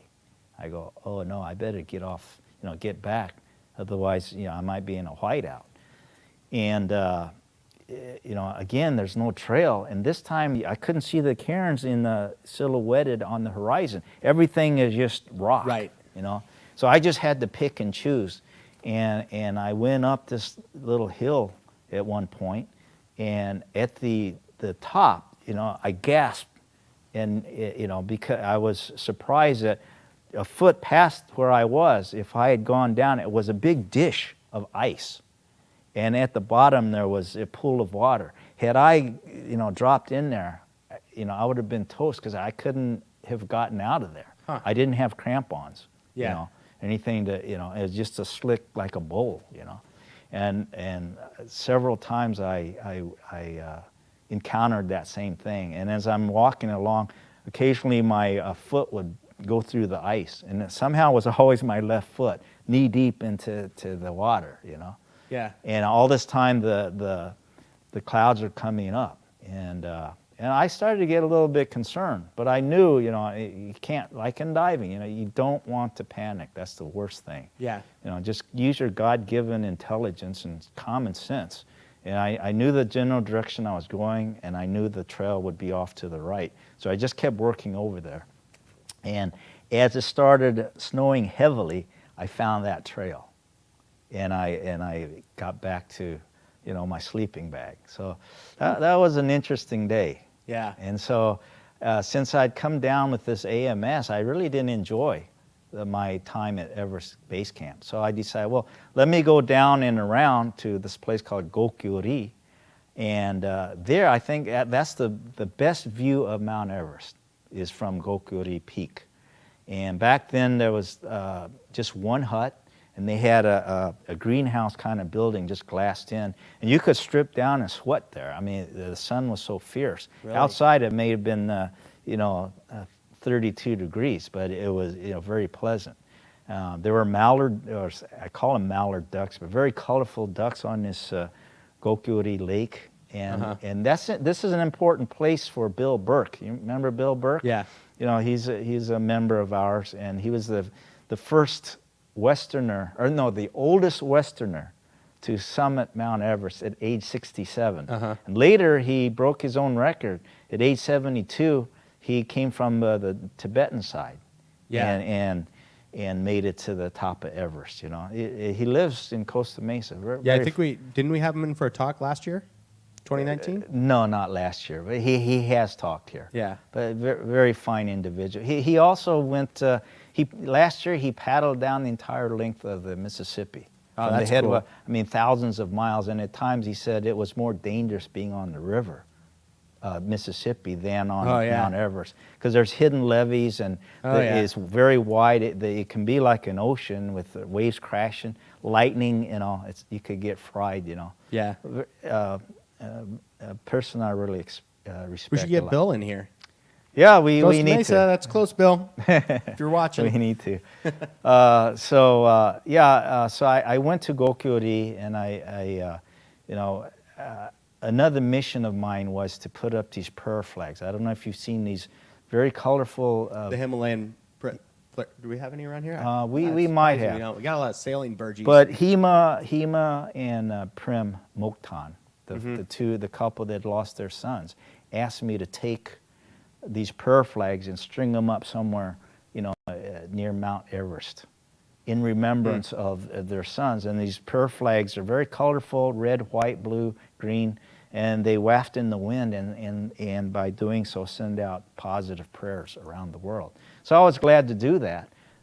Unfortunately, the day I went up there, well, it's not unfortunate, but the terrific winds. I mean, winds so hard that fist-sized rocks were blowing off the mountain, and I had to dodge them. I wore, a couple of caps in case one fell on me. But the conditions there can turn on a dime. Yeah. But that was very meaningful to do that. So then I got acclimatized, and I went back around to Everest Base Camp the second time and really enjoyed myself. Okay. If you haven't read the book Into Thin Air by John Krakauer, it tells of the story of Robert Hall. And had I had the chance to climb Everest, I would have taken it, but I couldn't for financial reasons, because back then the cost of a permit, just a permit to attempt to climb, right? Someone told me it was $70,000 US. Jeez. In any event, very expensive. So a guy like Robert Hall, who's a New Zealander, had this adventure company, and he would get the permit every year from the government. And so he had ins in the government. They knew him, and so he would take that one permit, and it allows you, let's say, 10 people. So he would qualify people and say, if you want to climb Mount Everest, I'll take you there, and you can have a space for, let's say, $20,000, whatever the rate was. Right. And that's how he made a living. So the year that I was there, I didn't meet him, but I said I met his wife, right? Right. Jan. And so I think it was 2 or 3 years later that he had gone up the mountain, met with very harsh conditions, and died on the mountain. One of his final acts was talking by satellite phone with Jan, who was pregnant in New Zealand, and naming their baby girl. She was, pregnant and expecting soon. Yeah. And his body, as far as I know, was still there. Yeah. They didn't remove it. I think his wife wants it that way. So I highly recommend Mount Everest treks. You can do difficult, you can do easy ones, but it's the people are so kind, generous. You meet very interesting people on the trail too. Yeah, I'd say. Yeah. So where'd you go from base camp? It seems like a high point, but I mean, I know. Yeah, I think, let's see, I went back into India. Yeah. And then I went clear down to the southern tip. And I was interested in... Was that Goa or...? No, this was in Madras. Goa's a little bit further up, right? Yeah, so Goa came later. So all the way south, the top of the continent, all the way down to the south. Yeah, all the way to the tip. And Yeah, I was interested in a fellow named Krishnamurti. Okay. He's sort of a philosopher. How'd you find out about him? Well, just in the course of tramping around India, you talk to people, and they introduced me to Okay. Krishnamurti. And there's an organization called the Theosophical Society, which he was the leader of that at one point. Theosophical. Yeah, theo like- meaning God, right? Theosophical It's like society. philosophical, but with Theo. Theo, so yeah, God. yeah. And the world headquarters is in Madras. Okay. So I could, capture two birds with And one what's stone. their thing? Well, I mean, if you're really interested, I encourage you to look into it. As with most religions, I think, or metaphysical musings, there's some points that make sense, that are good, and Yeah. then it kind of fades off Would into. you call it metaphysical musings? So Yes. that's basically inventing a religion, right? Is a Right, metaphysical right. musing. Well, or- the Theosophical Society was actually founded by a colonel, U.S. Civil War colonel, Yeah. Leadbeater, I think was his name. And they thought, well, there's going to be a Messiah, our spiritual leader's coming. And they were walking by on the shores of Madras there, Indian Ocean, and there's this little kid, and they thought, this is the guy, and that was Krishnamurti. Okay. So they raised him up and cultivated him and became the leader. But then, he decided, no, you know what? I'm not a Messiah. In fact, every human Good being, for him. every human being needs to search for truth. And he says there's many paths to the truth, but we all need to take our own path to inquire and find out about it. So he broke away, but he was a prolific writer. Yeah. And of many metaphysical, spiritual things, and quite interesting person. And then actually there's a Krishnamurti Center right here in California in Ojai. Oh yeah. And so it's an interesting place to visit. So all the way down to the southern tip. Yeah, to so check that's out why what I this went guy's there, about. and I talked to the Theosophical people. I got to be friends with the editor and whatnot. So what are the Theosophical people up to now that Krishnamurti has? Krishnamurti. Yeah. Krishnamurti has. Well, they're still has in said, "Hey, ongoing- yeah. I'm not the Messiah. You know- because I mean that's a pretty clear signal. If your Messiah tells you, "Hey, I'm not the Messiah." Yeah, right. But So did they pick a new one, every or- organization, like individuals, want to survive. Yeah. And they're still an ongoing organization. They publish a Theosophical magazine, I think, monthly. I was friends with the editor for a long time back then. But it's very interesting. So if you have interest or curiosity in those kind of things, look it up. Then from there, I went over to the other side, Cochin, the western side of India, and worked my way up. And I did land in Panaji, the old Goa, and I met, let's see, well, in reading the guidebook, there's a Catholic saint there, Huh.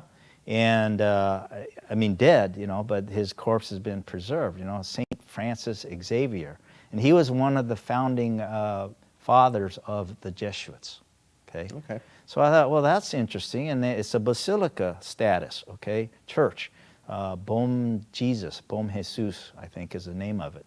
So, so I searched it out, and indeed, I saw the sarcophagus and the church, and was reading about it, and I was astonished to find out that a proselyte, a noble woman from Portugal, a Catholic, had come over. And the body was exposed at that time, and people came and did the obeisance there, and she'd been over, in a prayerful stance, and she bit off his little toe. What? Yeah, and carried it off back to Portugal because Oh, her man. family had their own shrine, and they wanted this. I guess they call them relics, She bit off his toe Yeah, to take yeah. as a relic. Yeah. I think the toe has been reunited with the corpse, but even the Catholic Church, this is a saint, right? I feel like that's a big no-no in the Catholic Church. Well, the Catholic Church itself had had amputated the lower right arm because you know Okay. it was used to bless people, and I think that's a relic maybe in the Vatican. Which is weird. Yeah, you But know, it's not as weird as biting it off and carrying it well, off. yeah, that's you know. yeah. So they sealed the corpse off in in a glass thing, and now, so you know that can't happen. But that was very Okay. interesting. And Old Panaji, I mean, it's almost a hippie town up there. You know, everyone naked, including girls. You know, playing Yeah. frisbee on the beach and whatnot. Normally, you hear about those naked places, and it's just a bunch of dudes that are naked. Oh, but everyone was, you know. Yeah. And this was a Portuguese colony, Goa, way back when, you know. So it had a lot of Portuguese influence. So do they still speak Portuguese there, or? I doubt it. You know, there was the Inquisition there, which is pretty rough on the local Hindus, because you know in Hinduism there's you know multitudes of gods, and Yeah. you see, I've met Christian Hindu people, and they believe both. You know, the beliefs you know kind of overlap, but the Inquisition was a terrible thing back then. You know, so from That there sucks. I can continue. There's like to- this tiny little place, and you're like, oh, why do you guys got to bring that crap Yeah, over yeah, here? yeah. So yeah, I continued up, and I tell you, the amazing place that I visited, you know, in all of India was this place called Ajanta, and it's the Ajanta Caves, and this place was built, you know, probably 2 centuries, you know, before Christ. Very old place. Think of a river that's for hundreds, thousands of years, you know, swept by this huge cliff, and has carved out this crescent, you know, half-mile long. Okay, and it was very active with Hindu and Buddhist, you know, monks and whatnot for centuries. Okay, and then you know it came into disrepair, and the jungle took it over. Well, in the early 1800s, a guy with the unusual name of John Smith, he was a colonel in the British, you know, army Sure. or something. He's hunting tiger in this area, and a tiger leaps into these bushes, and he's, you know, going after it. So he's in this dark place, and so he flicks a match to kind of see what the heck, you know, where am I?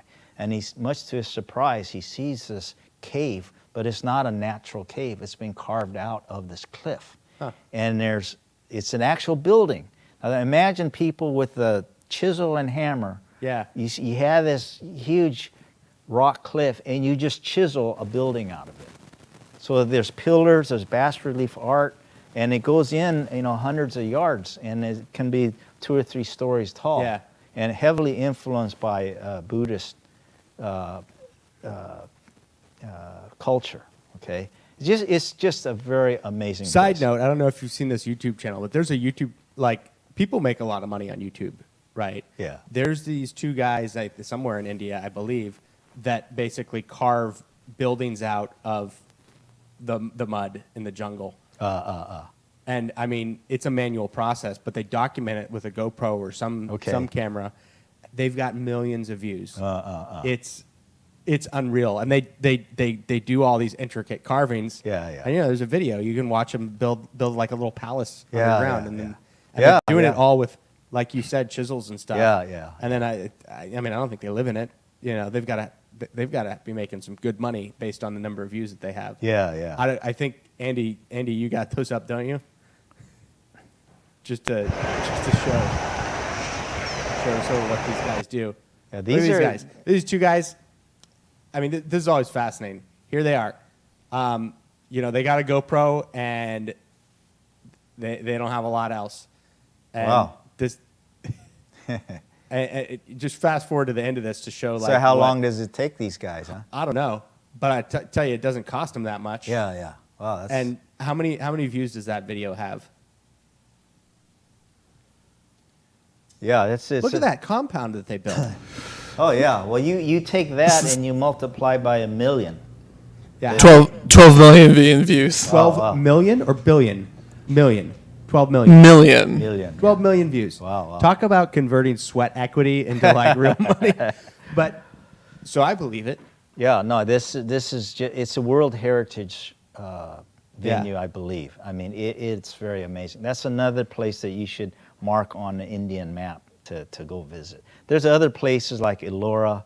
And what was access like when you were there? Were you allowed to go walk around? Yeah, this, or yeah. what? I think they've tightened up on that since 2012, I read somewhere. But when I was in the early 90s, you could just roam around, spend as much time as you wanted, you know. Yeah. And it was funny. There's even there were ladies who had these huge cardboard, or pieces of wood, and they'd covered it with aluminum foil. And what they were doing was, if you're inside this one of the structures, they would angle the aluminum foil, which would shine into the cave, light you up, and therefore you could take a picture. You know, that that's kind cool. of thing. You know, they're kind of. But it's a fascinating place. So from there, you know, I went to a place. Let's see, what's the name of it? You know, my hard drive is full, so I forget. Some Yeah, of the I'd say name. your hard drive. So you went down. So no, to India I up went to go, this place for a meditation course. You know, it's called Vipassana, and you know, we're talking about adventure. You know, roaming the planet, and you know how that accelerates awareness, you know, of peoples, the earth, and life. You know, but I think one of the greatest adventures, maybe the most difficult, is the inner adventure, the journey inside. So Igatpuri is the name of the village where I went to the Vipassana headquarters. It has nothing to do with religion. It was something started by the Buddha.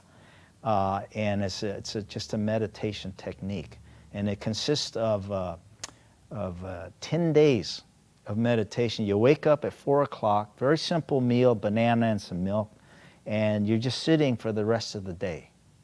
And you know, most people cannot sit 5 minutes, Yeah. you know, in comfort.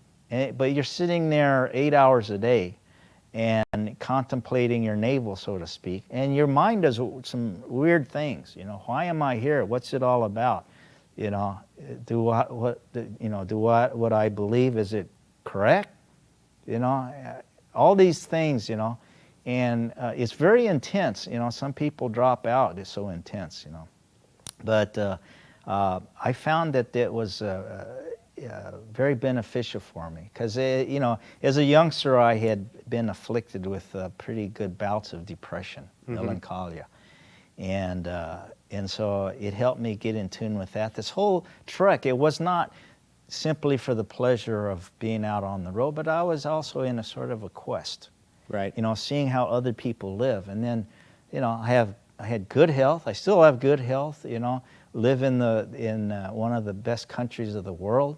Have an education, you know, and I see that people, you know, on this trek, you know, who have much less, materially speaking, but, you know, they may be barefoot, hardly anything to eat, but they're happy, you know, which is a relative thing, right? Yeah. I think the inner journey is very beneficial. So it was very meaningful for me to spend time at Igatpuri and do this meditation course. They have centers around the world now, and there's one here in California. Prescription, so to speak, is 10 days of waking up, small meal, shut up and think, Yeah, yeah, but do it for 10 days. Yeah, So you push everything else out of your life. yeah, yeah. You're not doing anything else. You're just thinking Yeah. about and whatever and you at want to this think point, about. nobody knew where I was. Nobody in the world. You know, I had no ties in the U.S. I had cut ties with Korea, and truly it was freedom and liberty. You know, Yeah. and some people are not comfortable with that. But in order to discover yourself, I think you have to go to some extremes. I'm not saying put yourself in danger. You know, and some people may think what I do is, quote, dangerous. But, you know, once you do something and you get accustomed to it, that gives you more confidence to the next level. You know? Yeah. And that's what I was doing on this trip. So Yeah, that's interesting. yeah. So I kept going up. I went to Gujarat and back to Delhi, Rajasthan. I mean, there's a wealth of stories there. But I finally left India and hit Kenya. And I don't know how we're doing on time. If you let me know if You want to come back for the Kenya talk? So how many years are you in right now? I feel like you're about a year. two years. Yeah. So you spent all this. The first major segment is you were in Nepal and India. That's And right. you started out in Thailand. That's right. Yeah. And then the last little bit was in Africa. Yeah. You want to talk about Africa? Well, just I'm briefly, since I'm interested. Yeah. So, because I had trekked so much at high altitudes, in Kenya, I went there to climb Kilimanjaro and Mount Kenya. Those are the two highest mountains on that continent. So I thought, well, in Kenya, Mount Kenya is the tallest mountain. So let me start with that. So, I did that trek and I found it much, much more interesting, pleasurable, and meaningful than Kilimanjaro. People go up Kilimanjaro, which is in Tanzania. The locals told me their country name is Tanzania, not Tanzania. Okay, but anyway, Kilimanjaro is in Tanzania, and people flock there to climb the mountain simply because it is the tallest. Yeah. Okay, the 19,000 whatever feet, almost 20,000 feet. But to me, it was relatively easy compared to Mount Kenya, which is a little lower. Why? Because it's less traveled. You see all kinds of flora and fauna. For example, I saw this animal look sort of like a tailless beaver. Yeah. And it's called rock hyrax. And the locals told me that's the closest living animal relative to the elephant. Really? What's that look like? A tailless beaver. Is this a pic? First of all, let's take a look at this picture. I think this is somewhere. Is this Mount Kenya that you got? Yeah, that's a good picture of Mount Kenya. So you can't do that solo because the government imposed. You have to have. I don't know if you can do Kilimanjaro. No, you solo can't anymore. Kilimanjaro either. You Yeah. have to have a guide, and I think it's worth it because the effort to get the supplies and find the route and all this, it's Yeah. just easier to pay a guide, And so, And yeah. this is coming from a guy who's definitely a solo trekker. Oh, yeah. You got rid of your Sherpa pretty short order. Yeah. But unlike Nepal, there are not villages on the way up. Yeah. You've got to carry in everything, food and Yeah. So fuel I mean, and yeah, all that, those logistics are more. Yeah, so difficult. it's unusual animals. These plants called the giant lobelias. You get high in altitude. It's near the equator, but still the altitude makes it cold. So at night it gets freezing. So these plants have evolved to excrete a chemical that preserves the water and prevents it from freezing. So they have a Interesting. ready supply of water interspersed in the leaves. Okay, that kind of thing. And then That's crazy. And then the hike up to the summit. I forgot the name of the peak. We had someone here who. So this is a closest species to an elephant. Yes, if that's Is the that the rock deal? hyrax. Good job there, Andy. Wow. Yeah. Yeah, it's a cute little guy. I guess they've saw those studied all the over the genetics place? and all that, and taxonomy. But yeah, they're related somehow. Huh. So it's a very steep hike at the end, and but worthwhile. Mount Kenya, better than Mount Kilimanjaro. Kenya, and you can see the summit of Mount Kenya. I mean Mount Kilimanjaro from Kenya, and vice versa. That's cool. Above the clouds. So from there, That's always crazy when you see another peak above Yeah, the clouds, yeah, and that's yeah. all that you see. Yeah. Yeah, you feel like you're on top of the world. Yeah. So then from there, I did go to Tanzania and climbed up Kilimanjaro. And these were just like side hikes for you because you're. Well, yeah, you're- ended up, I met two medical doctor chaps from Montreal. Uh-huh. We trekked together, and they got AMS. So I ended up carrying both their backpacks. And talk about scree, Yeah. Well, we went up, and there's a glacier. And Uh-huh. folks told me, in 5 years, that's probably be gone. Well, I dived in Kenya just a couple of years ago, and I overflew Kilimanjaro, and that ice is still there. So it hasn't melted off yet. But yeah, it's you summit there, and maybe Andy can get the picture up where I summited. You got the summit picture? And it was just one little simple sign then. I think they've done it up. There it is. More now. Yeah. What is it rate? You've reached the what does it say? Urtu Peak? Yeah. Uhuru Peak, the highest point in Africa, 5,895 meters. So Kilimanjaro, Uhuru Peak is the top of Kilimanjaro. Yeah. Okay. Uhuru Peak. Uhuru. It sounds like the gal on Star Trek, you know. Uhura? Yeah. So that was my time in Africa. I did go on a couple of safaris there to see the wildlife. Uh-huh. Very interesting. I have to return to do that, you know, a little. So I better. do want to know how did you reintegrate back into society? You were gone for 3 years. Yeah, it's tough. You know, from there I went to Europe and did some trekking there. I went to Switzerland, wanted to go to Grindelwald, where you have Jungfrau and the major peaks there. Uh-huh. I did not know in Europe, and especially in Switzerland, when a train comes up to a station, it decouples. So the first section goes to a different town, different destination. The other, you know, the rear part, you know, heads off in another direction. Well, you know, I told the conductor, who spoke maybe 2 words of English, hello, goodbye, you know, that, you know, I showed him the map. I said, Grindelwald, you know, I want to go to Grindelwald, you know. Oh, yeah, okay. And so we go up, I think it was, anyway, some major city. And again, unbeknownst to me, you know, the trains are going different directions. So I get off the train I'm on with this conductor, and get onto the other one, and I turn around to say, you know, thank you, goodbye. And he's looking at me saying, no, you know. And by this time, That's weird. You're waving with 2 hands. yeah. So I immediately knew, oh shoot, I'm on the wrong train, you know. So my train is already starting to leave. Mm-hmm. And without thinking, I snatched my backpack and I jumped off, you know, rolled on the platform, and I got on the back end of this train. And I turned around, and now he's saying, oh yeah, bye, you know. Yeah. So I get to Grindelwald and I start hiking up. And all the while, man, my elbow is hurting, you know. I reached the snow line, and it was hurting so badly at that point, I took a handkerchief and made a tourniquet, you know, and immobilized my arm with my handkerchief and belt, and packed snow on my elbow, you know. Well, I finished my hike, and I made it back to Basel, and my friend picked me up. A friend actually I'd met in India, you know, Peter Schultz, he's a medical doctor. He's practicing there in Basel.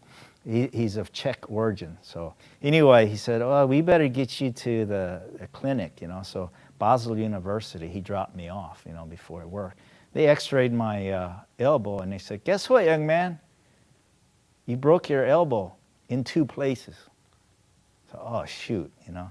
And fortunately, I didn't have to have a cast. You know? Yeah. They just made a harness. And so that kiboshed my plans for going up to Sweden. Well, I went there, but I couldn't do the Kingsway trek because you have to cross one lake, and there's 3 boats, 2 on one side and 1 boat on the other. And if you're solo, you have to go across and bring the other boat back. So there's always a boat for someone to, you know, continue this trek. Yeah. So with a broken arm, you know, Couldn't I would paddle just go across. in circles, you know. So I had to give that up. But I toured around Scandinavia.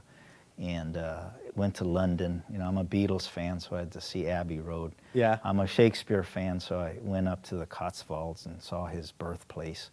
Took a rubbing of his, you know, gravestone, things like that. Yeah, and so I eventually got back to the U.S. But as you mentioned, after all those worldwide peregrinations, you know, it was not easy to integrate back because you know, when you meet people. And that's why I love the club here, because you meet people who've done this kind of stuff, and and there's a commonality when you talk about Darjeeling, Kilimanjaro, whatever. You know, there's invariably people who've been there and done that, and you have something in common to talk about. Yeah. Whereas the average person, you know, I spent a lot of time in the Midwest. My father was actually in the U.S. Air Force, and he retired as a Chief Master Sergeant in the highest non-commissioned. I'm very proud of him. But his last station was in Scott Air Force Base in Belleville, Illinois. So, I spent some time there. And, people are very nice, the salt of the earth, very kind, but, it's difficult to relate to people who've not really been outside their state, sometimes not even outside their village. I would love to see the statistics on how many people never leave their home country, never leave their home state, never leave their home county. Yeah. I bet it would be because, this group that we're in, the Adventurers Club, Right. there isn't anybody in this club that hasn't Been traveled somewhere, yeah. abroad. Not to say that you couldn't, right? Like, Yeah, I mean, you could be an adventurer and never leave California. Yeah. But I look- don't think there's anybody in the club that has not left the United States at some point. Yeah. Look at a person like Bob Gannon, Yeah. Venture of the Year here. He's flown to more countries. He's flown his plane solo to more countries than I've been to. Well, you know who we've got coming up in a couple of weeks? Yeah, who's that? It's Bill Altifer. Oh yeah, okay. Yeah, he's ranks up there top 5 in countries visited. Yeah, I think he's number 1, but we're going to talk about whether he's number 1 or number 5 or well, number there's a 3 lot or of 4. different there's lots of ways standards, right? There's lots of standards. But actually, countries that you've been to, and that includes territories and all this. I don't know if he's number 1 or not. I'll have to. It'll be an interesting conversation. Yeah. And look, but we're used to that. We think everybody, and you're Yeah. right. Like a lot of the standard population might not have been outside. So I get what you're saying. Right. So when you came back to the U.S., what did you do? You had to get a job. yeah, I had Yeah. to get a job, and then I'll get back into that. Because you have to meet the financial needs. Right. You got to eat and put clothes on your back and have a roof over your head. So. Yeah, I eventually got into consulting in the food industry, and I represent a lot of companies in the U.S., and I export ingredients, equipment, and know-how to Asia, mostly Korea. Interesting. Yeah. So that's how I put. And that allows you to be free to adventure and Yes. diving mostly. Yes.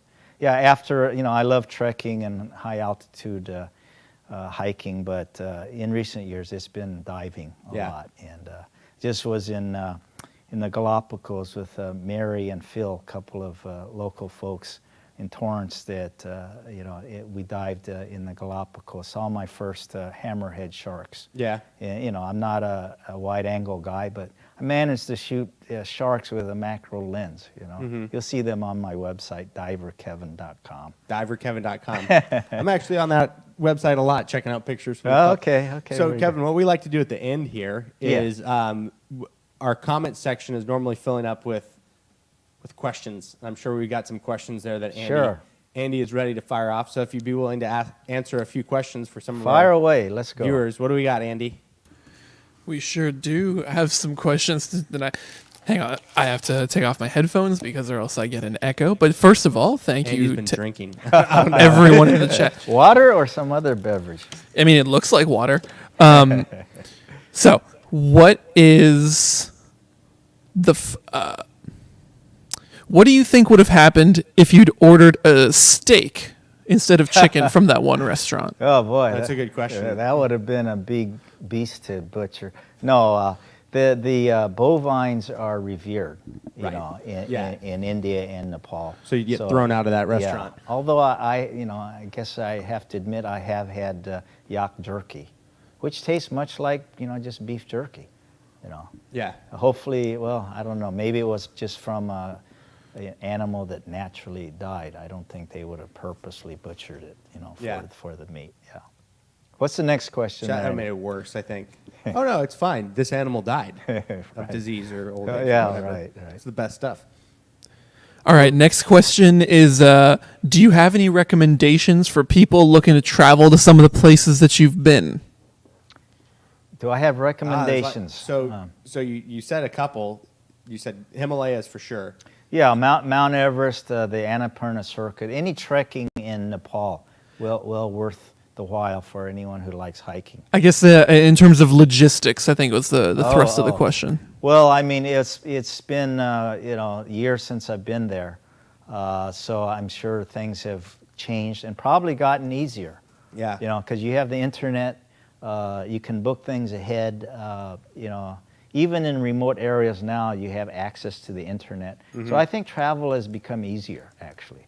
Yeah. But It's the access to information. yeah. Not less, Yeah. lot less unknowns. Yeah, but I would say don't rely on technology. You know, there's a adventurous spirit that, you know, it can lead you if you're open and you just put yourself out there and take what comes. Yeah. You know, there's serendipitous things that happen. You meet a person, you click with them, they invite you, you know, to their hometown, something like that.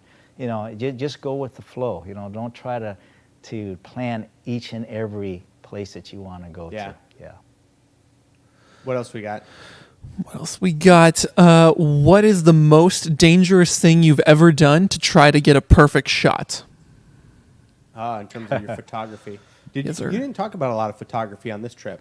Right, because back then there was no digital photography. So I did have a little Instamatic, and the pictures that you saw, you know, the few were taken with a little Fuji, $20 Instamatic camera. You limited to 36 shots.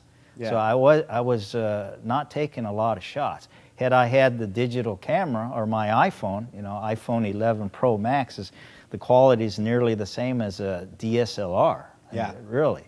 You know, I would have taken thousands of pictures, you know. But yeah, back then. What's the most dangerous thing you did to get a shot, though? I think that was the question. You know, on my worldwide travels, I don't think I put myself in a real dangerous position as far as photography because I wasn't into it as I am now. I can tell you that with Rick Flores, you know, last winter we went up to Zion and Angel's Landing in the winter, where it's covered with ice and snow at the top, and it was very dicey there. And I, you know, at points I was trembling when I was taking the photos Yeah. because, you know, neither one of us had crampons. You need to get yourself a pair of crampons. Well, What's going I've got on? them now. That's but the second in fact, time that you're like, yeah, I didn't have crampons. well, I bought them. We bought them when we got back down. You know, Yeah. but we didn't know on the way up that we would need them. You know. Yeah. So, but no, I don't think I placed myself in any dangerous photo op positions Right. back then. What's next, Andy? Next comes from Larry Stern, and he wants you to talk about diving on 7 continents, if you please. I feel like that's another talk, Larry. Come on. Well, hi, Larry. We're like 2 hours in, and hey, let's do another talk. Well, okay. No, well, but you have dived.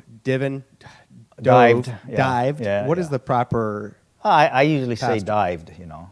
You've dived on 7 continents, Right. or around 7 continents. And you know, which is I pretty- never really planned to dive this. You know, I didn't set out as a goal to do that. Yeah. But I realized, you know, I started diving here, went to Asia, and you know, went to Europe, and it's South America, and I realized, hey, you know, I'm not that far from diving 7 continents.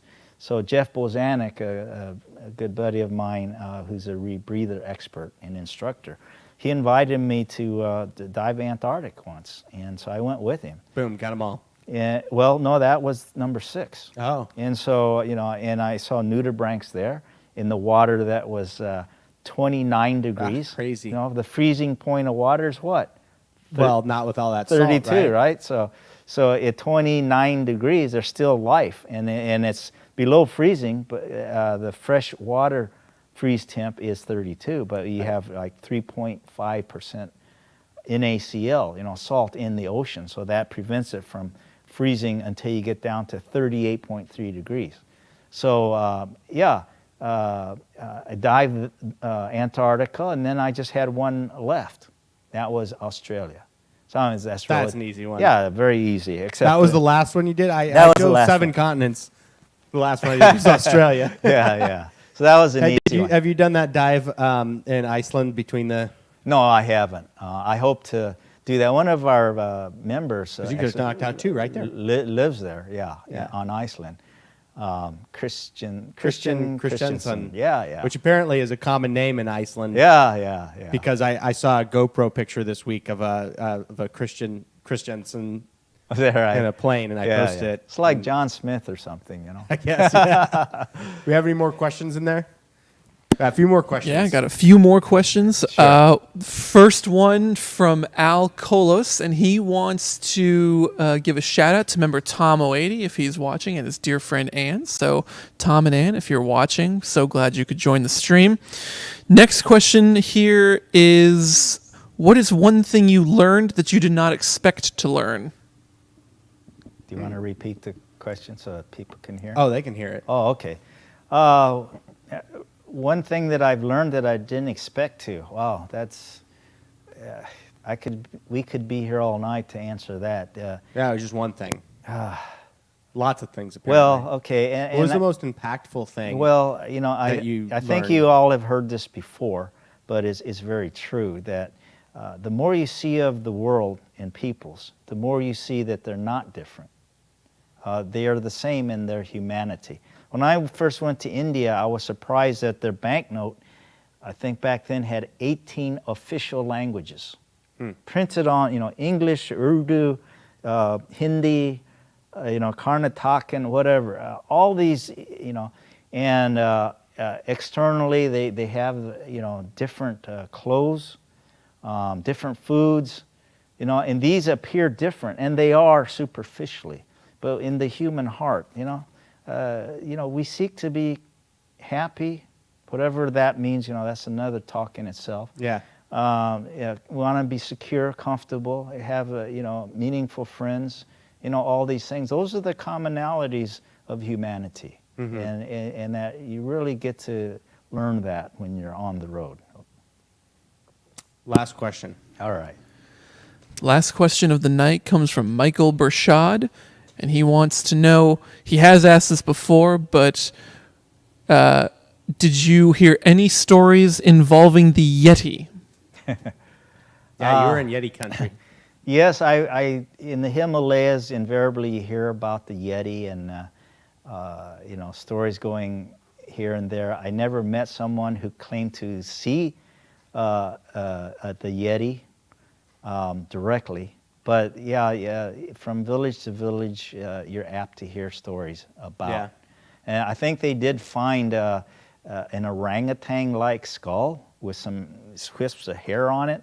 Someone may have packed that in or something, a number of years ago, and they claimed that was, the Yeti. Yeah. But, I don't put much credence in those stories. How they come Just from like somewhere. Bigfoot here, I don't know. Well, Kevin, thank you for coming by tonight. We appreciate My pleasure. having you out and to hear about your stories and Enjoyed your it. trekking stuff.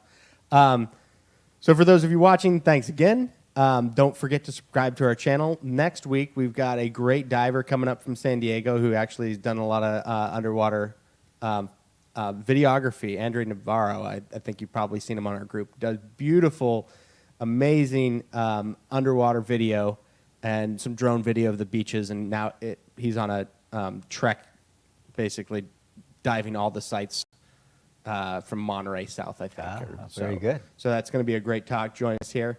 Anyway, Rich Mayfield, member 1211 from the Adventurers Club. We will see you next week. Thanks, everyone, for joining in. Enjoyed it. Good night.